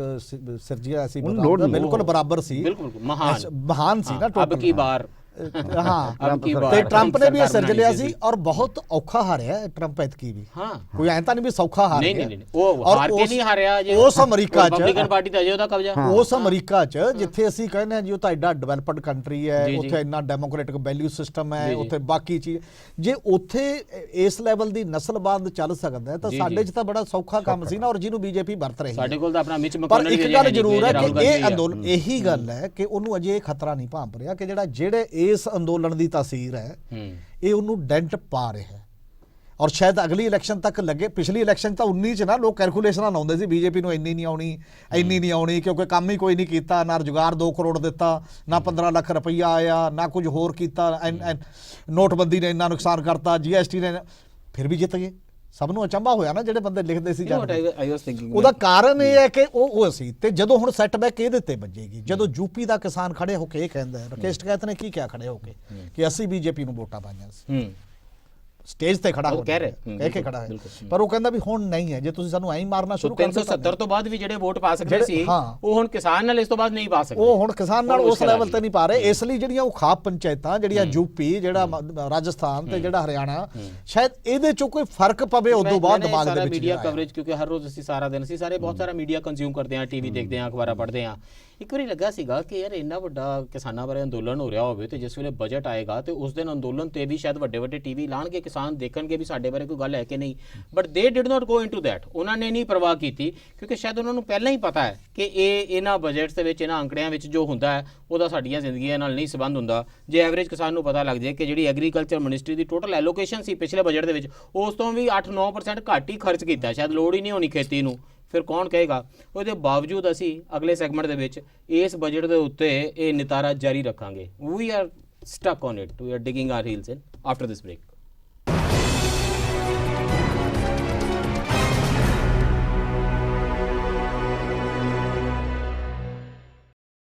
ਬ੍ਰੇਕ ਤੋਂ ਬਾਅਦ ਫਿਰ ਸਵਾਗਤ ਹੈ। ਚਰਚਾ ਕਰ ਰਹੇ ਹਾਂ ਖੇਤੀ ਬਾਰੇ ਬਜਟ, ਪਿੰਡਾਂ ਬਾਰੇ ਬਜਟ, ਰੂਰਲ ਡਿਵੈਲਪਮੈਂਟ ਬਾਰੇ ਬਜਟ ਕਿਸ ਕਿਸਮ ਦਾ ਆਇਆ, ਕਿਉਂਕਿ ਉਹਦਾ ਇੱਕ ਸਿੱਧਾ ਰਿਸ਼ਤਾ ਸਿੰਘੂ, ਟਿਕਰੀ, ਗਾਜ਼ੀਪੁਰ ਤੇ ਦੇਸ਼ ਭਰ ਦੇ ਵਿੱਚ ਚੱਲ ਰਹੇ ਕਿਸਾਨ ਅੰਦੋਲਨ ਦੇ ਨਾਲ ਵੀ ਹੈ। ਸਾਡੇ ਨਾਲ ਜੁੜ ਰਹੇ ਨੇ ਡਾਕਟਰ ਪਿਆਰੇਲਾਲ ਗਰਗ ਜੀ ਅਤੇ ਹਮੀਰ ਸਿੰਘ ਜੀ। ਡਾਕਟਰ ਪਿਆਰੇਲਾਲ ਗਰਗ ਜੀ, ਤੁਸੀਂ ਕਹਿ ਰਹੇ ਸੀ ਕਿ ਖੇਤੀ ਬਾਰੇ ਬਜਟ ਦਰਅਸਲ ਖੇਤੀ ਬਾਰੇ ਬਜਟ ਨਹੀਂ ਹੁੰਦਾ, ਰੂਰਲ ਡਿਵੈਲਪਮੈਂਟ ਦੀ ਮਿਨਿਸਟਰੀ ਦਾ ਬਜਟ ਰੂਰਲ ਡਿਵੈਲਪਮੈਂਟ ਬਾਰੇ ਬਜਟ ਨਹੀਂ ਹੁੰਦਾ, ਉਸ ਤੋਂ ਬਹੁਤ ਅਗਲੇਰਾ ਵੀ ਬਜਟ ਹੁੰਦਾ। ਮੈਨੂੰ ਇਹ ਦੱਸੋ ਕਿ ਜਿਹੜੀਆਂ ਜ਼ਿੰਦਗੀ ਦੀਆਂ ਹੋਰ ਲੋੜਾਂ ਨੇ, ਤੁਹਾਡੇ ਤੁਸੀਂ ਤਾਂ ਮਾਹਿਰ ਹੋ ਦੇ ਐਜੂਕੇਸ਼ਨ ਦੇ ਫੀਲਡ ਦੇ, ਹੈਲਥ ਦੇ ਫੀਲਡ ਦੇ, ਕਿਸ ਕਿਸਮ ਦਾ ਸਿਗਨਲਸ ਉੱਥੇ ਭੇਜੇ ਜਾ ਸਕਦੇ ਸੀ? ਕਿਉਂਕਿ ਮਾਹਿਰ ਇਹ ਕਹਿ ਰਹੇ ਨੇ ਕਿ 2 ਲੱਖ ਸਕੂਲ ਸਾਨੂੰ ਹੋਰ ਚਾਹੀਦੇ ਨੇ, ਮਾਹਿਰ ਵੀ ਇਹ ਨੀਤੀ ਆਯੋਗ ਵਾਲੇ ਮਾਹਿਰ ਨੇ, ਤੇ 35,000 ਕਾਲਜਿਸ ਹੋਰ ਚਾਹੀਦੇ ਨੇ, 700 ਸਾਨੂੰ ਯੂਨੀਵਰਸਿਟੀਆਂ ਹੋਰ ਚਾਹੀਦੀਆਂ ਨੇ। ਐਜ਼ ਆਫ ਲਾਸਟ ਈਅਰ ਸਾਡੇ ਕੋਲ ਲਗਭਗ ਕਿੰਨੀਆਂ ਕੋ ਯੂਨੀਵਰਸਿਟੀ ਹੈਗੀਆਂ ਨੇ? ਮੈਂ ਕਿਹਾ 950 ਹੋ ਗਈਆਂ ਹੁਣ ਯੂਨੀਵਰਸਿਟੀ, 950 ਦੇ ਆਸ-ਪਾਸ ਯੂਨੀਵਰਸਿਟੀਆਂ ਹੋ ਗਈਆਂ ਨੇ। ਉਹਨਾਂ ਨੀਤੀ ਆਯੋਗ ਦੀ ਨਿਊ ਐਜੂਕੇਸ਼ਨ ਪਾਲਿਸੀ 39,000 ਸਮਥਿੰਗ 40,000 ਸਾਡੇ ਕੋਲ ਕਾਲਜਿਸ ਹੈਗੇ ਨੇ, 40,000 ਵਰਡ ਉਹਨਾਂ ਨੇ ਯੂਜ਼ ਕਰਿਆ, ਤੇ 15 ਲੱਖ 15.5 ਲੱਖ ਦੇ ਆਸ-ਪਾਸ ਸਕੂਲ ਹੈਗੇ ਨੇ। ਜੇ ਉਸ ਤੋਂ ਬਾਅਦ ਐਜੂਕੇਸ਼ਨ ਦੇ ਵਿੱਚ ਇੰਨਾ ਵੱਡਾ ਇਹ ਸਾਰਾ ਚਾਹੀਦਾ, ਤਾਂ ਫਿਰ ਬਜਟ ਤੋਂ ਇੱਕ ਇੰਡੀਕੇਸ਼ਨਸ ਜਾਂਦੀਆਂ ਕਿ ਇਹ ਸਭ ਕੀਤਾ ਜਾ ਰਿਹਾ ਤੁਹਾਡੀਆਂ ਜ਼ਿੰਦਗੀਆਂ ਲਈ, ਸਭ ਕੁਝ ਖੇਤੀ ਬਾਰੇ ਨਹੀਂ ਹੁੰਦਾ, ਅਸੀਂ ਹੋਰਨਾਂ ਖੇਤਰਾਂ ਦੇ ਵਿੱਚ ਆਪਣੇ ਲੋਕਾਂ ਦਾ ਧਿਆਨ ਰੱਖ ਰਹੇ ਹਾਂ। ਦੇਖੋ ਗੱਲ ਇਹ ਹੈ, ਜੇ ਆਪਾਂ ਐਜੂਕੇਸ਼ਨ ਜਾਂ ਹੈਲਥ ਦੀ ਗੱਲ ਕਰਦੇ ਹਾਂ, ਐਜੂਕੇਸ਼ਨ 'ਚ ਨਿਊ ਐਜੂਕੇਸ਼ਨ ਪਾਲਿਸੀ ਲਿਆਂਦੀ, ਉਹ 'ਚ ਕਹਿੰਦਾ ਅਸੀਂ ਪ੍ਰਾਈਵੇਟਾਈਜੇਸ਼ਨ ਕਰਨਾ ਹੈ। ਇੱਕ ਲੋਲੀਪੌਪ ਦੇਤਾ ਕਿ ਅਸੀਂ ਮਿਡ ਡੇ ਮੀਲ ਉਹਨਾਂ ਬੱਚਿਆਂ ਨੂੰ ਵੀ ਦੇਵਾਂਗੇ ਜਿਹੜੇ ਨਰਸਰੀ 'ਚ ਪੜ੍ਹਦੇ ਨੇ, ਉਹਨਾਂ ਨੂੰ ਪਹਿਲਾਂ ਹੈ ਨਹੀਂ ਸੀ। ਦੂਜੀ ਗੱਲ ਉਹਨਾਂ ਨੇ ਕਹਿੰਦਾ ਅਸੀਂ ਬ੍ਰੇਕਫਾਸਟ ਵੀ ਦੇਵਾਂਗੇ। ਜਿਹੜਾ ਬਜਟ ਐਤਕੀ ਰੱਖਿਆ ਹੈ ਮਿਡ ਡੇ ਮੀਲ ਦਾ, ਉਹ 11,500 ਕਰੋੜ ਹੈ, ਜਿਹੜਾ ਕਿ ਪਿਛਲੇ ਸਾਲ ਨਾਲੋਂ ਘਟ ਗਿਆ। ਸੋ ਜਦ ਤੁਸੀਂ ਬਜਟ ਘਟਾਈ, ਬੱਚੇ ਵੱਧ ਗਏ, ਸਕੂਲ ਵੱਧ ਗਏ, ਹਾਂ ਬਜਟ ਤੁਸੀਂ ਘਟਾ ਰਹੇ ਹੋ। ਜਦ ਤੁਸੀਂ ਮਿਡ ਡੇ ਮੀਲ ਦਾ ਬਜਟ ਘਟਾ ਰਹੇ ਹੋ ਤਾਂ ਮਤਲਬ ਤੁਹਾਡੀ ਕਹਿਣੀ ਤੇ ਕਥਨੀ 'ਚ ਫਰਕ ਹੈ, ਤੁਹਾਡੇ ਮਨ 'ਚ ਹੋਰ ਹੈ, ਮੁੱਖ 'ਚ ਹੋਰ ਹੈ, ਕਹਿੰਦੇ ਹੋਰੋਂ ਕਰਦੇ ਹੋਰੋਂ, ਦਿਖਾਉਂਦੇ ਹੋਰ। ਧਿਆਨ ਜਾਏਗਾ ਲੋਕਾਂ ਦਾ ਕਿ ਇਹ ਹੋਰਨਾਂ ਚੀਜ਼ਾਂ ਬਾਰੇ ਬਜਟ ਨਹੀਂ ਹੈ। ਵੀ ਆਰ ਟਾਕਿੰਗ ਅਬਾਊਟ, ਇਹ ਸਕੀਮ ਦਾ ਨਾਮ ਨਹੀਂ ਹੈ, ਇਹ ਛੋਟੇ ਸਕੂਲ ਜਾਂਦੇ ਬੱਚਿਆਂ ਦੇ ਮੂੰਹ 'ਚ ਜਾਣ ਵਾਲੇ ਰੋਟੀ ਖਿਚੜੀ ਉਸ ਦਾ ਬਜਟ ਹੈ, ਔਰ ਉਹ ਬੱਚੇ ਘਰੋਂ ਭੁੱਖੇ ਆਉਂਦੇ ਨੇ। ਮੈਂ ਇਹੀ ਗੱਲ ਫੋਕਸ, ਅਸੀਂ ਉਹ ਖਾਣਾ ਉੱਤੇ ਤਾਂ ਦਿੰਦੇ ਤਾਂ ਕਿ ਬੱਚਿਆਂ ਨੂੰ ਸਕੂਲ ਲਿਆਂਦਾ ਜਾ ਸਕੇ। ਮੈਂ ਇਹੀ ਗੱਲ ਫੋਕਸ ਕਰਨੀ ਚਾਹੁੰਦਾ, ਨਿਊ ਐਜੂਕੇਸ਼ਨ ਪਾਲਿਸੀ 'ਚ ਲਿਖਿਆ ਹੈ ਵੀ ਜੇ ਬੱਚੇ ਦਾ ਨਿਊਟ੍ਰੀਸ਼ਨ ਠੀਕ ਹੋ ਗਿਆ ਤਾਂ ਹੀ ਉਹ ਪੜ੍ਹੇਗਾ। ਲਿਖਣ ਨਾਲ ਤਾਂ ਕੋਈ ਫਰਕ, ਬੜੇ ਸੋਹਣੇ ਸੋਹਣੇ ਸ਼ਬਦ ਤੁਸੀਂ ਲਿਖ ਸਕਦੇ ਹੋ। ਕੀ ਤੁਹਾਡਾ ਉਹਦੇ 'ਤੇ ਅਕੀਦਾ ਵੀ ਹੈ? ਕੀ ਤੁਸੀਂ ਉਹ ਕੰਮ ਕਰਨਾ ਚਾਹੁੰਦੇ ਹੋ? ਕਿਉਂਕਿ ਉਹ ਬੱਚਾ ਤੁਹਾਡਾ ਨਹੀਂ ਹੈ, ਉਹ ਬੱਚਾ ਤੁਸੀਂ ਜਿਹਦੀ ਗੱਲ ਕਰਦੇ ਹੋ ਵੈਸੇ ਇਹਨੂੰ ਮਿਡ ਡੇ ਮੀਲ ਦੇਵਾਂਗੇ, ਉਹਨੂੰ ਤੁਸੀਂ ਇਹ ਕਹਿ ਕੇ ਕਰਦੇ ਹੋ ਵੀ ਇਹ ਮੰਗਤਾ ਹੈ, ਇਹ ਖਰਾਤ ਲੈ ਰਿਹਾ ਹੈ, ਇਹ ਸਾਡੇ 'ਤੇ ਬਰਡਨ ਹੈ। ਤੇ ਦੂਜੀ ਗੱਲ, ਸੋ ਕਾਲਡ ਟੈਕਸ ਪੇਅਰ, ਜਿਹੜਾ ਕਹਿੰਦਾ ਨਾ ਵੀ ਮੈਂ ਟੈਕਸ ਪੇਅਰ ਹਾਂ, ਇਸੇ ਬਜਟ ਦੇ ਵਿੱਚ ਜੇ ਨਜ਼ਰ ਮਾਰੋਗੇ ਡਾਇਰੈਕਟ ਟੈਕਸ ਤੇ ਇਨਡਾਇਰੈਕਟ ਟੈਕਸ ਜੀ, ਉਹਦੀ ਰੇਸ਼ੋ ਜਿਹੜੀ 1:3 ਹੈ। ਡਾਇਰੈਕਟ ਟੈਕਸ ਜੇ 8,000 ਕਰੋੜ ਹੈ ਮੰਨ ਲਓ ਜੀ, ਤਾਂ 24,000 ਕਰੋੜ ਹੈ, ਜਿਹਦਾ ਸਾਨੂੰ ਪਤਾ ਵੀ ਨਹੀਂ ਲੱਗਦਾ, ਜਿਹਦਾ ਨਾਮ ਟੈਕਸ ਨਹੀਂ ਹੈਗਾ। ਹਾਂ ਜੀ, ਜਿਹੜਾ ਇਹਦੇ ਵਿੱਚ ਹੀ ਲਿਖਿਆ ਵੀ ਇਨਡਾਇਰੈਕਟ, ਜਿਹਦਾ ਨਾਮ ਪੈਟਰੋਲ ਦਾ ਰੇਟ ਹੁੰਦਾ ਸਿਰਫ। ਹਾਂ, ਤੇ ਉਹ ਟੈਕਸ ਜਿਹੜਾ ਕਾਮਨ ਮੈਨ ਹਰੇਕ ਹੀ ਦੇ ਰਿਹਾ, ਉਹ ਤਾਂ ਜੇ ਕੋਈ ਇੱਕ ਬਿਸਕੁਟ ਖਰੀਦਦਾ ਉਹ ਵੀ ਦੇ ਰਿਹਾ ਜੀ ਜੀ। ਸੋ ਇਸ ਕਰਕੇ ਜਿਹੜਾ ਕਾਮਨ ਮੈਨ ਟੈਕਸ ਦੇ ਰਿਹਾ ਹੈ ਉਹਨੂੰ ਚੁੱਕ ਕੇ, ਮੈਂ ਇਹਦੇ ਵਿੱਚ ਕੀ ਸਮਝਦਾ ਵੀ ਜਿਵੇਂ ਅਸੀਂ ਜੇ ਧਰਤੀ 'ਚੋਂ ਪਾਣੀ ਕੱਢਣਾ ਹੋਵੇ ਨੈਚੁਰਲ ਫਲੋ ਤਾਂ ਪਾਣੀ ਦੇ ਉੱਤੋਂ ਥੱਲੇ ਨੂੰ ਹੈ ਨਿਮਾਣ ਵੱਲ ਨੂੰ, ਪਰ ਜੇ ਥੱਲਿਓਂ ਉੱਪਰ ਨੂੰ ਲਿਜਾਣਾ ਹੋਵੇ ਤਾਂ ਤੁਹਾਨੂੰ ਇੱਕ ਮੋਟਰ ਲਾਉਣੀ ਪੈਂਦੀ ਹੈ। ਉਹ ਮੋਟਰ ਇਹਨਾਂ ਦੀ ਬਿਊਰੋਕ੍ਰੇਸੀ ਹੈ, ਇਹਨਾਂ ਦੀ ਪੁਲਿਸ ਹੈ। ਆਹ ਜਿਹੜੇ ਕਿਸਾਨਾਂ ਦੇ ਅੰਦਰ ਨਹੀਂ ਬਿਊਰੋਕ੍ਰੇਸੀ ਹੈ, ਉਹ ਮੋਟਰ ਲਾ ਕੇ ਆਹ ਬਿਊਰੋਕ੍ਰੇਸੀ ਇਹੋ ਜਿਹੇ ਬਜਟ ਬਣਾ ਕੇ ਫਲੱਫੀ ਸਕੀਮਾਂ ਦੇ ਕੇ ਲੋਕਾਂ ਨੂੰ, ਲੋਕਾਂ ਦੀ ਇਕਨੋਮੀ ਨੂੰ, ਲੋਕਾਂ ਦੇ ਆਪਸੀ ਡਿਪੈਂਡੈਂਸ ਨੂੰ, ਜਿਹੜੀ ਇੱਕ ਦੂਜੇ ਨਾਲ ਮਿਲ ਕੇ ਵੀ ਕੰਮ ਹੋ ਜਾਂਦੇ ਨੇ ਕਈ, ਉਹਨੂੰ ਵੀ ਇਹ ਤੋੜ ਰਹੇ। ਡਾਕਟਰ ਸਾਹਿਬ ਜਿੰਨਾ ਅੰਦੋਲਨ ਚੱਲ ਰਿਹਾ ਹੈ, ਹਾਂਜੀ, ਇਹਦੇ ਵਿੱਚ ਜਿਹੜੀ ਗੱਲਬਾਤ ਲੋਕਾਂ ਨੇ ਸ਼ੁਰੂ ਕੀਤੀ ਹੈ, ਲੋਕ ਸੋਸ਼ਲ ਮੀਡੀਆ ਦੇ ਥਰੂ, ਫੇਸਬੁੱਕ ਦੇ ਥਰੂ ਇੱਕ ਲਗਾਤਾਰ ਪੰਜਾਬ ਦਿਨ ਰਾਤ ਗੱਲ ਕਰ ਰਿਹਾ ਆਪਣੇ ਨਾਲ, ਮੁੱਦਿਆਂ ਨਾਲ। ਉਹਦਾ ਕਦੀ ਭੈੜੀ ਬਹਿਸ ਵੀ ਹੋ ਜਾਂਦੀ ਹੈ ਤੇ ਬਹੁਤ ਸਾਰਥਕ ਬਹਿਸਾਂ ਵੀ ਅਸੀਂ ਚਲਦੀਆਂ ਦੇਖ ਰਹੇ ਹੋ। ਮੈਨੂੰ ਲੱਗਦਾ ਸਾਰਥਕ ਦੀ ਗਿਣਤੀ ਹੁਣ ਜ਼ਿਆਦਾ ਹੋ ਗਈ ਹੈ। ਇਹ ਬਹੁਤ ਖੁਸ਼ਾਇਨ ਇੱਕ ਗੱਲ ਹੈ। ਇਹਦੇ ਵਿੱਚ ਇੱਕ ਗੱਲ ਅਸੀਂ ਮਤਲਬ ਇੱਕ ਅੰਡਰਲਾਈਨ ਹੋ ਗਈ ਔਰ ਹਰ ਬੰਦਾ ਇਹ ਗੱਲ ਕਹਿੰਦਾ ਕਿ ਗਿਆਨ ਜਿਹੜਾ ਉਹ ਬਹੁਤ ਫਰਕ ਪਾ ਰਿਹਾ ਤੇ ਗਿਆਨ ਨੇ ਫਰਕ ਪਾਣਾ। ਵਰਲਡ ਬੈਂਕ ਦੀ ਰਿਪੋਰਟ ਕਹਿ ਰਹੀ ਹੈ ਕਿ Hindustan 440 billion dollar 30 lakh plus almost 32 lakh crore ਰੁਪਇਆ ਜਿਹੜਾ ਉਹ ਲੂਜ਼ ਕਰ ਰਿਹਾ ਕਿਉਂਕਿ ਸਾਡੀ ਐਜੂਕੇਸ਼ਨ ਡਿਸਰਪਟ ਹੋ ਗਈ ਸੀ ਕੋਵਿਡ ਦੇ ਦੌਰਾਨ। ਇਹ ਸਰਕਾਰੀ 2018 ਦੀ ਨੀਤੀ ਆਯੋਗ ਦੀ ਰਿਪੋਰਟ ਹੈ ਮੇਰੇ ਕੋਲ। ਇਹ ਕਹਿੰਦੇ ਨੇ 55,000 ਪਿੰਡਾਂ 'ਚ ਕੋਈ ਮੋਬਾਈਲ ਨੈਟਵਰਕ ਨਹੀਂ ਹੈਗਾ। 36% ਸਕੂਲ, ਇਹ ਦੂਜੀ ਰਿਪੋਰਟ ਹੈ, ਇਹ ਯੂਨੀਅਨ ਰੂਰਲ ਡਿਵੈਲਪਮੈਂਟ ਮਿਨਿਸਟਰੀ ਦਾ ਸਰਵੇ ਹੈ 2017-18 ਦਾ। 36% ਸਕੂਲ ਬਿਨਾਂ ਬਿਜਲੀ ਤੋਂ ਚੱਲਦੇ ਨੇ। ਅਜਿਹੇ ਵਿੱਚ ਜਦੋਂ ਬਜਟ ਆਂਦਾ ਨਵਾਂ ਤੇ ਸਰਕਾਰ ਨੇ ਤਾਂ ਕਿਉਂਕਿ ਆਨਲਾਈਨ ਐਜੂਕੇਸ਼ਨ ਤੇ ਸਰਕਾਰ ਤੇ ਬਹੁਤ ਜ਼ੋਰ ਲਾ ਰਹੀ ਹੈ ਤੇ ਇਹ ਤੇ ਹੈ ਹੀ ਡਿਜੀਟਲ ਇੰਡੀਆ ਵਾਲੇ ਪ੍ਰਧਾਨ ਮੰਤਰੀ ਤੇ ਸਰਕਾਰ ਨੇ ਤੇ ਸਕਿੱਲ ਇੰਡੀਆ ਵਾਲੇ ਨੇ ਤੇ ਬਜਟ ਦੀਆਂ ਤੇ ਬਣ ਜਾਣੀਆਂ ਸੀ ਸੁਰਖੀਆਂ ਵੱਡੀਆਂ ਵੀ ਆਹ ਕੀਤਾ ਹੁਣ ਮੋਦੀ ਸਾਹਿਬ ਨੇ ਕੰਮ। ਹੁਣ ਜਿਹੜਾ ਮਰਜ਼ੀ ਵਾਇਰਸ ਆ ਜਾਵੇ, ਅੱਗੇ ਮਾਹਿਰ ਬੜੇ ਉਹ ਫੌਚੀ ਬੈਠਾ ਡਰਾਉਂਦਾ ਰਹਿੰਦਾ ਹੋਰ ਵਾਇਰਸ ਆ ਰਹੇ ਨੇ ਤੇ ਸਾਡੀ ਤਿਆਰੀ ਹੈ ਤੇ ਅਸੀਂ ਤੇ ਬੇਸਿਕਲੀ ਫੌਚੀ ਨੂੰ ਕਹਿ ਰਹੇ ਹਾਂ ਵੀ ਤੂੰ ਹੀ ਉਹ ਭਰਾ ਵਾਇਰਸ ਰੋਕ ਲਈ, ਟੀਕਾ ਟੂਕਾ ਬਣਾ ਲਈ, ਸਾਡੀ ਤਿਆਰੀ ਕੋਈ ਨਹੀਂ। ਅਸੀਂ ਤੇ ਇਧਰ ਗੱਲ ਹੀ ਨਹੀਂ ਕੀਤੀ। ਵੈਸੇ ਤਾਂ ਇਹ ਗੱਲ ਤਾਂ ਕਰਨੀ ਹੋਣੀ। ਉਧਰ ਮੇਰਾ ਪਿਆਰ ਪੂਰਾ ਹੈਲਥ ਵਾਲਿਆਂ ਨੇ 137% ਵਧਾਇਆ ਮਾਣਾ ਤੁਹਾਡੇ ਕੋਲ। ਜਦੋਂ ਫਾਈਨਾਂਸ ਮਿਨਿਸਟਰ ਉਧਰ ਨਾ ਮੇਰਾ ਦਿਲ ਤੋੜਿਆ ਜੇ ਪਲੀਜ਼। ਜਦੋਂ ਫਾਈਨਾਂਸ ਮਿਨਿਸਟਰ ਬਜਟ ਪੇਸ਼ ਕਰ ਰਹੀ ਹੈ ਉਦੋਂ ਹਰਿਆਣੇ ਦੇ 19 ਜ਼ਿਲ੍ਹਿਆਂ ਦੇ ਵਿੱਚ ਇੰਟਰਨੈਟ ਬੰਦ ਹੈ ਆਫੀਸ਼ੀਅਲੀ ਤੇ ਦਿੱਲੀ ਦੇ ਆਲੇ ਦੁਆਲੇ ਸਾਰੇ ਬਾਰਡਰਾਂ ਤੇ ਇੰਟਰਨੈਟ ਬੰਦ। ਭੈੜਾ ਗਿਆਨ ਫੈਲਣ ਤੋਂ ਰੋਕਣ ਲਈ ਉਹ ਜਿਹੜਾ ਸਵਾਲ ਤਾਂ ਇਹਨੇ ਅਪਰੋਚ ਕੀ ਹੈ। ਔਰ ਦਿੱਲੀ ਦੇ ਆਲੇ ਦੁਆਲੇ ਦੇ ਸਟੂਡੈਂਟ ਇਹ ਕਹਿੰਦੇ ਨੇ ਮੇਰਾ ਪਰਚਾ ਰਹਿ ਗਿਆ ਅੱਜ ਤੱਕ, ਮੇਰੀ ਕਲਾਸ ਰਹਿ ਗਈ। ਕਿਸਾਨ ਛੱਡੋ ਕੱਲੇ ਜਿਹੜੇ ਹਰਿਆਣੇ ਉਹ ਤਾਂ ਉਹਨਾਂ ਦੇ ਨਾਲ ਵੋਟਾਂ ਵਾਲਿਆਂ ਨੇ ਵੈਸੇ ਇੰਟਰਨੈਟ ਨਹੀਂ ਸੀ ਰੋਕਿਆ। ਉਹ ਸਾਰਿਆਂ ਨੇ ਜਿਹੜੇ ਬੰਦੇ ਇਹ ਕਹਿ ਰਹੇ ਨੇ ਕਿ ਸਾਡਾ ਰੋਜ਼ ਦਾ ਕੰਮ ਖੜ ਗਿਆ। ਬਾਕੀ ਜਿਹੜਾ ਕੇਵਲ ਆਨਲਾਈਨ ਕਰਨ ਦਾ ਸਵਾਲ ਹੈ, ਸਾਡੇ ਵਰਗੇ ਕੰਟਰੀ ਸਭ ਕੁਝ ਆਨਲਾਈਨ ਕਰ ਦਾਂਗੇ, ਉਹ ਪਹਿਲਾਂ ਹੀ ਗਰੀਬ ਨੂੰ, ਪੇਂਡੂ ਬੰਦੇ ਨੂੰ, ਦੂਰ ਬੈਠੇ ਨੂੰ ਤੇ ਜਿਹੜੇ ਬੰਦੇ ਦੀ ਰੋਜੀ ਰੋਟੀ ਦਾ ਹੀ ਸੰਸਾ ਉਹਨੂੰ ਸਭ ਨੂੰ ਬਾਹਰ ਕਰਨ ਦਾ ਸਵਾਲ ਹੈ। ਐਕਸਕਲੂਡ ਕਰ ਦੋ ਤੁਸੀਂ, ਵੈਸੇ ਹੀ ਲਾਈਨ ਮਾਰ ਕੇ ਕਰ ਦੋਗੇ, ਤੁਹਾਨੂੰ ਤਾਂ ਪੜ੍ਹਾਈ ਦੇਣੀ ਹੋ ਨਹੀਂ, ਤੁਹਾਨੂੰ ਕੁਝ ਖਾਸੀ ਦੇਣਾ ਹੀ ਨਹੀਂ ਚਾਹੁੰਦੇ ਉਸ ਲੈਵਲ ਦੇ ਉੱਤੇ। ਇਹ ਉਹਦਾ ਅਲਟਰਨੇਟਿਵ ਨਹੀਂ ਹੈ। ਇਹ ਨਾਲ ਤੁਸੀਂ ਚਲਾ ਸਕਦੇ ਹੋ ਕੁਝ ਚੀਜ਼ਾਂ, ਪਰ ਉਹਨੂੰ ਤਾਂ ਸੁਵਿਧਾ ਦਿਓਗੇ ਨਾ ਉਸ ਪੱਧਰ ਦੀ ਜਾ ਕੇ ਜਿਹੜੀ ਵੀ ਹੈ। ਇਸ ਲਈ ਉਹਨੂੰ ਇਹ ਤਾਂ ਪਹਿਲਾਂ ਕਹੋ ਕਿ ਜਿਹੜਾ ਉਹਦਾ ਲਾਸ ਹੋਇਆ ਉਹ ਪੂਰਾ ਕਿਵੇਂ ਕਰਾਂਗੇ। ਉੱਥੇ ਟੀਚਰ ਭੇਜਾਂਗੇ, ਉਹਨਾਂ ਦੇ ਸਪੈਸ਼ਲ ਕਲਾਸਾਂ ਲਵਾਵਾਂਗੇ, ਉਹਨਾਂ ਦਾ ਕਰੋਗੇ ਕੀ। ਉਹ ਤਾਂ ਬੋਲੀ ਦੇ ਤੌਰ ਤੇ ਵੀ ਨਹੀਂ ਕਿਹਾ ਜਾ ਰਿਹਾ, ਪੈਸਾ ਤਾਂ ਉਦੋਂ ਦੂਰ ਦੀ ਗੱਲ ਹੈ ਕਿ ਪੈਸੇ ਕਿੱਥੇ ਕੀ ਕਰ ਰਹੇ ਨੇ, ਉਹ ਤਾਂ ਨਜ਼ਰਅੰਦਾਜ਼ ਹੈ ਟੋਟਲੀ 100%।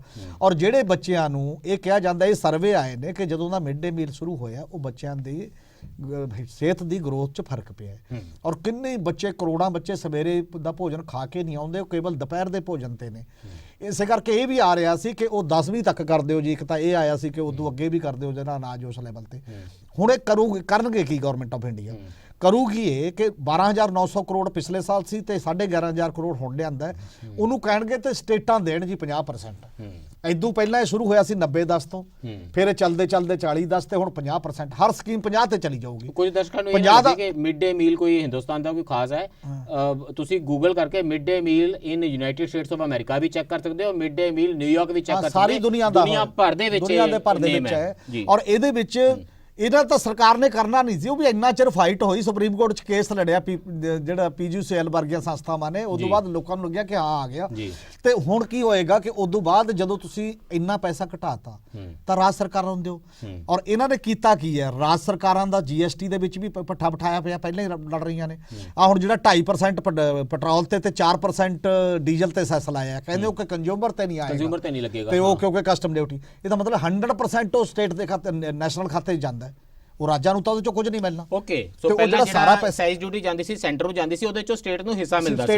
ਜਦੋਂ ਤੁਸੀਂ ਇਹਨੂੰ ਸੈਸ 'ਚ ਕਰਤਾ ਤੇ ਤੁਸੀਂ ਸਾਰਾ ਆਪਣੇ ਕੋਲ ਰੱਖ, ਸਾਰਾ ਸੈਂਟਰ ਕੋਲ ਚਲਾ ਗਿਆ, ਸਟੇਟਾਂ ਦਾ ਪੈਸਾ ਚਲਾ ਗਿਆ। ਇੱਕ ਪਾਸੇ ਤੁਸੀਂ ਸਟੇਟ ਦਾ ਪੈਸਾ ਵੀ ਆਪਣੇ ਕੋਲ ਰੱਖ ਲਿਆ। ਤੁਹਾਡੇ ਤੇ ਭਾਰ ਨਹੀਂ ਪਿਆ, ਪਰ ਤੁਹਾਡੇ ਤੇ ਭਾਰ ਪੈ ਗਿਆ। ਤੁਹਾਡੇ ਤੇ ਭਾਰ ਇਧਰੋਂ ਪੈ ਗਿਆ, ਉਹ ਮਿਡ ਡੇ ਮੀਲ 'ਚ ਕੱਟ ਲੱਗ ਜੂ, ਕਾਸੇ 'ਚ ਕੱਟ ਲੱਗ ਜੂ, ਲੋਕਾਂ ਦੀ ਸਿਹਤ ਤੇ ਕੱਟ ਲੱਗ ਜੂ। ਮੁਨੀਮੀ ਬਜਟ ਵਾਲੀ ਤਾਂ ਉਹ ਸਾਰਾ ਤੁਹਾਡੇ ਸਾਹਮਣੇ ਆ ਕਿ ਜੀ ਤੁਸੀਂ ਤੁਸੀਂ ਲੋਕਾਂ ਦੇ ਚੰਗੀ ਦੱਸੋ ਖਬਰ ਹੈ ਕਰੋਨਾ ਤੋਂ ਛੁਟਕਾਰਾ ਪਾਇਆ 137% ਬਜਟ ਹੈਲਥ ਦਾ ਵਧਾਤਾ ਹੈ। ਇਹ ਤਾਂ ਤੁਸੀਂ ਤਾਂ ਸੁਪਨਾ ਨਹੀਂ, ਤੁਸੀਂ ਕਦੀ ਨਹੀਂ ਸਾਡੇ ਕੋਲ ਭਵਿੱਖਬਾਣੀ ਕੀਤੀ ਕਿ ਸਰਕਾਰ ਨੇ ਐਡਾ ਵਧੀਆ ਕੰਮ ਕਰਨਾ। ਲੈਟ ਮੀ ਸੇ ਫਿਊ ਥਿੰਗਸ ਜੀ। ਇੱਕ ਤਾਂ ਇਹ ਹੈ ਵੀ ਇੱਕ ਮਿਥ ਕ੍ਰੀਏਟ ਕਰਿਆ ਜਾ ਰਿਹਾ ਈਵਨ ਐਜੂਕੇਸ਼ਨ 'ਚ। ਪਿਛਲੇ ਸਾਲ 99,312 ਕਰੋੜ ਬਜਟ ਸੀ ਸਕੂਲ ਐਜੂਕੇਸ਼ਨ ਦਾ, ਐਤਕੀ 93,000 ਕਰੋੜ ਹੈ। ਇਸ ਕਰਕੇ ਸਾਨੂੰ ਸਮਝ ਲੈਣਾ ਚਾਹੀਦਾ ਵੀ ਇਹ ਉਹ ਸਕੂਲ ਜਿਹੜੇ ਤੁਸੀਂ ਕਹਿੰਦੇ ਹੋ ਨਾ, ਜਿਹੜੇ ਨੀਤੀ ਆਯੋਗ ਨੇ ਕਹੇ ਨੇ ਵੀ ਉਹਨਾਂ ਨੂੰ ਕਮਰੇ ਦੇਣ ਦੀ ਗੱਲ ਹੈ, ਜਿਹੜਾ ਹੈਗਾ ਉਹਨੂੰ ਵੀ ਢਾਏ ਜੇ ਤੱਕ ਕੁਝ ਨਹੀਂ ਕਰਨਾ। ਦੂਜਾ GST ਦੇ ਵਿੱਚ 1,53,000 ਕਰੋੜ ਤੋਂ ਘਟਾ ਕੇ 1 ਲੱਖ ਕਰੋੜ ਕਰਤਾ, ਜਿਹੜਾ ਸਟੇਟਾਂ ਨੂੰ ਦੇਣਾ। ਉਧਰੋਂ ਪੈਸਾ ਲੱਗਦਾ, ਉਹ ਪੈਸਾ ਉਧਰੋਂ ਉਹ ਵੀ ਸਟੇਟਾਂ ਦਾ ਗਿਆ। ਹੁਣ ਹੈਲਥ ਦਾ ਜਿਹੜਾ ਤੁਸੀਂ ਕਹਿੰਦੇ ਹੋ, ਹੈਲਥ ਦਾ ਜੇ ਬੇਸਿਕ ਬਜਟ ਅਸੀਂ ਦੇਖੀਏ ਤਾਂ ਪਿਛਲੇ ਸਾਲ ਦਾ 82,445 ਤੋਂ ਕਰੋੜ ਤੋਂ ਰਹਿ ਕੇ ਜੋ ਹੈਲਥ ਦਾ ਬਜਟ ਹੈ ਉਹ 74,662 ਕਰੋੜ ਰਹਿ ਗਿਆ। ਹੁਣ ਜਿਹੜਾ ਤੁਸੀਂ ਕਹਿੰਦੇ ਹੋ ਵੀ ਟਿਕਟ ਟੁਕੇ ਵਾਲਾ ਕੱਢੀ ਜਾ ਰਹੇ ਹੋ ਵਿੱਚੋਂ ਨਾ, ਮੈਂ ਆ ਰਿਹਾ ਉਸੇ ਤੇ ਆ ਰਿਹਾ। ਮੈਂ ਕੋਈ ਮੈਂ ਇੱਥੇ ਇਸ ਵਾਸਤੇ ਨਹੀਂ ਬੈਠਾ ਕਿ ਮੈਂ ਆਪਦੀ ਗੱਲ ਜਸਟੀਫਾਈ ਕਰਨੀ ਹੈ, ਮੈਂ ਫੈਕਟ ਦੱਸਣੇ ਨੇ। ਹੁਣ ਜਿਹੜਾ 2,14,000 ਕਰੋੜ ਦੀ ਗੱਲ ਕਰੀ ਜਾ ਰਹੀ ਹੈ ਉਹਦੀ ਕੀ ਹੈ, 35,000 ਕਰੋੜ ਹੈਗਾ ਜਿਹੜਾ ਇਹ ਵੈਕਸੀਨ ਦਾ ਹੈ ਤੇ ਹੈਲਥ ਦਾ। 66 ਨਹੀਂ ਮੈਂ ਆ ਰਿਹਾ, ਤੁਸੀਂ ਹੈਲਥ ਦੀ ਡੈਫੀਨੇਸ਼ਨ ਜੇ ਵਾਇਰਸ ਨਾ ਹੁੰਦਾ ਤਾਂ ਨਹੀਂ ਸੀ ਪਾਣਾ। ਮੈਂ ਆਉਣਾ ਉਸ ਤੇ ਵੀ ਆਉਣਾ।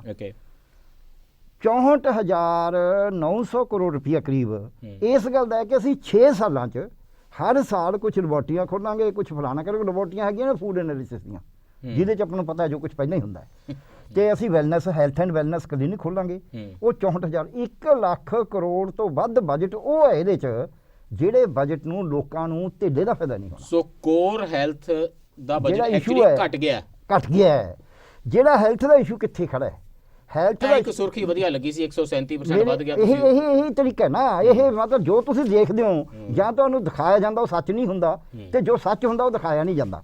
ਇੱਥੇ ਕੀ ਹੋਇਆ, ਇੱਥੇ ਇਹ ਹੋਇਆ ਕਿ ਅੱਜ ਦੀ ਰਿਪੋਰਟ ਜੇ ਤੁਸੀਂ ਮੈਨੂੰ ਕਿਹਾ ਸੀ ਨਾ ਇੰਡੀਅਨ ਐਕਸਪ੍ਰੈਸ ਲਾਇਆ ਹੋ, ਪਰ ਉਹਨਾਂ ਪੜ੍ਹੀ ਸੀ, ਲਿਆਇਆ ਤਾਂ 29% ਲੋਕਾਂ ਨੂੰ ਆਲਰੇਡੀ ਇਮਿਊਨਿਟੀ ਹੈਗੀ ਹੈ ਸੀਰੋ ਸਰਵੇ ਦੇ ਵਿੱਚ। ਪੂਰੀ ਮੇਜਰ ਉਹਦੀ ਰਿਪੋਰਟ ਹੈ, ਇਹਨਾਂ ਦੀ ਆਪਦੀ ਰਿਪੋਰਟ ਹੈ। ਇਹ ਤਾਂ ਓਵਰਆਲ ਇੰਡੀਆ 'ਚ ਹੈਗੀ ਆ। ਡਾਟੇ ਦਾ ਪਤਾ ਨਹੀਂ ਕੀ ਹੋਇਆ, ਮਤਲਬ 35 ਕਰੋੜ ਹਿੰਦੁਸਤਾਨੀ ਤੇ ਕੋਵਿਡ ਕਰਾਈ ਫਿਰਦਾ ਹੈ। ਹਾਂ, ਸੋ ਇਸ ਕਰਕੇ ਇਹ ਜਿਹੜਾ ਇਹਨਾਂ ਦਾ ਇਹ ਕਹਿਣਾ ਹੈ ਕਿ ਅਸੀਂ ਜੀ ਇਹ ਲਾਵਾਂਗੇ ਕਿ ਇਹਦੇ ਉੱਤੇ ਜਿਹੜੇ ਲੋਕਾਂ ਨੇ ਸ਼ੰਕੇ ਜ਼ਾਹਰ ਕਰੇ ਸੀ ਵੀ ਜਿਹੜੀਆਂ ਉਹ ਕਾਰਪੋਰੇਸ਼ਨਾਂ ਨੇ ਮਲਟੀਨੈਸ਼ਨਲ ਜਿਨ੍ਹਾਂ ਦਾ ਇੰਟਰਸਟ ਹੈ ਵੈਕਸੀਨੇਸ਼ਨ, ਉਸ ਇੰਟਰਸਟ ਹੁਣ ਇਹ ਕੋਵਿਡ ਨੂੰ ਕਿਵੇਂ ਯੂਜ਼ ਕਰ ਰਹੇ ਨੇ। ਮੈਂ ਇੱਕ ਲਾਈਨ 'ਚ, ਕਿਉਂਕਿ ਤੁਸੀਂ ਹੈਲਥ ਦੀ ਗੱਲ ਕਰੀ ਹੈ, ਮੈਂ ਇੱਕੋ ਲਾਈਨ 'ਚ ਕਹਾਂਗਾ ਕੋਵਿਡ ਨੂੰ। ਇੱਕ ਤਾਂ ਕੋਵਿਡ ਦੇ ਬਹਾਨੇ ਲੋਕਾਂ ਦੇ ਕਹੋ ਵੀ ਕੋਵਿਡ ਲੱਗਿਆ ਹੋਇਆ ਸੀ ਤੇ ਡਿਜ਼ਾਸਟਰ ਮੈਨੇਜਮੈਂਟ ਲੱਗੀ ਸੀ, ਤੁਸੀਂ ਨੰਗੇ ਮੂੰਹ ਕਿਵੇਂ ਚਲੇ ਗਏ, ਤੁਸੀਂ ਇੱਥੇ ਇਕੱਠ ਕਿਵੇਂ ਕਰ ਲਿਆ। ਦੂਜਾ ਕੋਵਿਡ ਦੇ ਨਾਂ ਦੇ ਉੱਤੇ ਪੈਸਾ ਜਿੱਧਰ ਨੂੰ ਦੇਣਾ ਉਹਨੂੰ ਦੇਈ ਜਾਓ, ਕੋਵਿਡ ਕਹਿ ਕੇ ਦੇਈ ਜਾਓ। ਇਹ ਇੱਕ ਵੱਡਾ ਝੁੱਲੂ ਹੈ, ਇਹਨਾਂ ਕੋਲੇ ਹੈਲਥ ਦੀ ਗੱਲ ਨਹੀਂ ਹੈ। ਸਾਰੀਆਂ ਮਾੜੀਆਂ ਖਬਰਾਂ ਕਰ ਦਿੱਤੀਆਂ ਤੁਸੀਂ, ਇੱਕੋ ਆ ਚੰਗੀ ਖਬਰ ਮੇਰੇ ਕੋਲ ਹੈਗੀ ਹੈ। ਮੈਂ ਇਸ ਤੋਂ ਬਾਅਦ ਤੁਹਾਨੂੰ ਬੋਲਣ ਨਹੀਂ ਦੇਣਾ, ਬਿਲਕੁਲ ਐਂਕਰ ਦਾ ਪ੍ਰਿਵਿਲੇਜ ਹੈ। ਤੁਸੀਂ ਕਹਿੰਦੇ ਹੋ ਆਤਮ ਨਿਰਭਰ ਭਾਰਤ ਤੇ FDI 74% LIC ਚ ਲੈ ਆਓ। LIC 74% FDI ਲਈ ਖੋਲ ਦੋ। ਉਸੇ ਤਰੀਕੇ ਦੇ ਨਾਲ ਤੁਸੀਂ ਕਹਿ ਰਹੇ ਹੋ ਕਿ ਦੋ ਹੋਰ ਨੈਸ਼ਨਲਾਈਜ਼ਡ ਬੈਂਕਾਂ ਨੂੰ ਨਵੀਆਂ ਨੂੰ ਕਹਿ ਦੋ ਕਿ ਡਿਸਇਨਵੈਸਟ ਕਰਾਂਗੇ, ਤੇ ਇਸੇ ਤਰ੍ਹਾਂ ਸਾਰਿਆਂ ਦੇ ਸੁੱਕੇ ਹੋਏ ਨੇ, ਪਤਾ ਨਹੀਂ ਕਿਹੜਾ ਇੱਕ ਜਨਰਲ ਇੰਸ਼ੋਰੈਂਸ ਕੰਪਨੀ ਦਾ ਅਸੀਂ ਕਰਾਂਗੇ। ਤੇ ਉਹ ਸਾਰਾ ਜਿਹੜਾ ਮਾਮਲਾ ਅਸਲ ਦੇ ਵਿੱਚ 1.75 ਲੱਖ ਕਰੋੜ ਜਿਹੜਾ ਲੈਣਾ ਅਸੀਂ ਵੇਚਣਾ ਹੈ। ਕੰਟਰੀ ਜਿਹੜਾ ਵੇਚ ਕੇ ਹੀ ਲੈ ਰਿਹਾ ਹੋਗਾ। 1000 ਮੰਡੀ ਨੂੰ ਅਸੀਂ 1000 ਮਾਰਕੀਟ ਨੂੰ, ਕਿਸਾਨ ਮਾਰਕੀਟ ਨੂੰ ਅਸੀਂ ਡਿਜੀਟਲਾਈਜ਼ ਕਰਨਾ। ਇਹਨਾਂ ਨੂੰ ਪੁੱਛੋ ਵੀ ਕਿਸਾਨਾਂ ਦਾ ਪੈਸਾ ਕਿਤੇ ਰੁਲ ਰਿਹਾ ਵੀ ਡਿਜੀਟਲਾਈਜ਼ ਨਾ ਹੋਣ ਕਰਕੇ। ਤੇਰੇ ਤੇ ਹੈ ਨਹੀਂ ਗੱਲ, ਸੁਣੋ ਬਹੁਤ ਧਿਆਨ ਨਾਲ, ਮੇਰੇ ਤੇ ਦੋਸ਼ ਨਾ ਲੱਗੇ। ਸਾਡੇ union agriculture minister Narendra Singh Tomar, ਜਿਨ੍ਹਾਂ ਤੋਂ ਜ਼ਿਆਦਾ ਕਿਸਾਨਾਂ ਨੂੰ ਕੋਈ ਸਮਝਦਾ ਨਹੀਂ, ਤੁਸੀਂ ਦੇਖਿਆ ਇੰਨੀ ਵਾਰੀ ਹੋਰ ਕੋਈ ਗੱਲ ਵੀ ਨਹੀਂ ਕਰ ਸਕਦਾ, ਉਹਨਾਂ ਦਾ ਬਿਆਨ ਆ। ਉਹਨਾਂ ਨੇ ਕਿਹਾ ਬਜਟ ਬਹੁਤ ਹੀ ਅੱਛਾ ਹੈ, ਇਹ ਲੋਕਾਂ ਦੇ, ਪਿੰਡਾਂ ਦੇ, ਮਜ਼ਦੂਰਾਂ ਦੇ ਤੇ ਨੌਜਵਾਨਾਂ ਦੇ ਹੱਕ ਵਿੱਚ ਹੈ। ਮੈਂ ਫਾਈਨੈਂਸ ਮਿਨਿਸਟਰ ਤੇ ਪ੍ਰਧਾਨ ਮੰਤਰੀ ਨੂੰ ਵਧਾਈ ਦਿੰਦਾ ਹਾਂ। तो उस बारे तुहानूं पता होना चाहिए। जे तुहानूं भी जापदा तो तुसीं भी ਵਧਾਈ देनी चाहते हो, चिट्ठी कड्डो, एक ईमेल लिखो प्रधानमंत्री मोदी नूं, तो उन्होंने बहुत बहुत धन्नवाद करो इस बजट का। जे कोई होर व्यू लैना तो एक चक्कर ਸਿੰਘੂ टीकरी गाजीपुर मारन च वैसे कोई हर्ज भी नहीं है। अज लिए इन्ना ही, धन्नवाद ते रब रखा।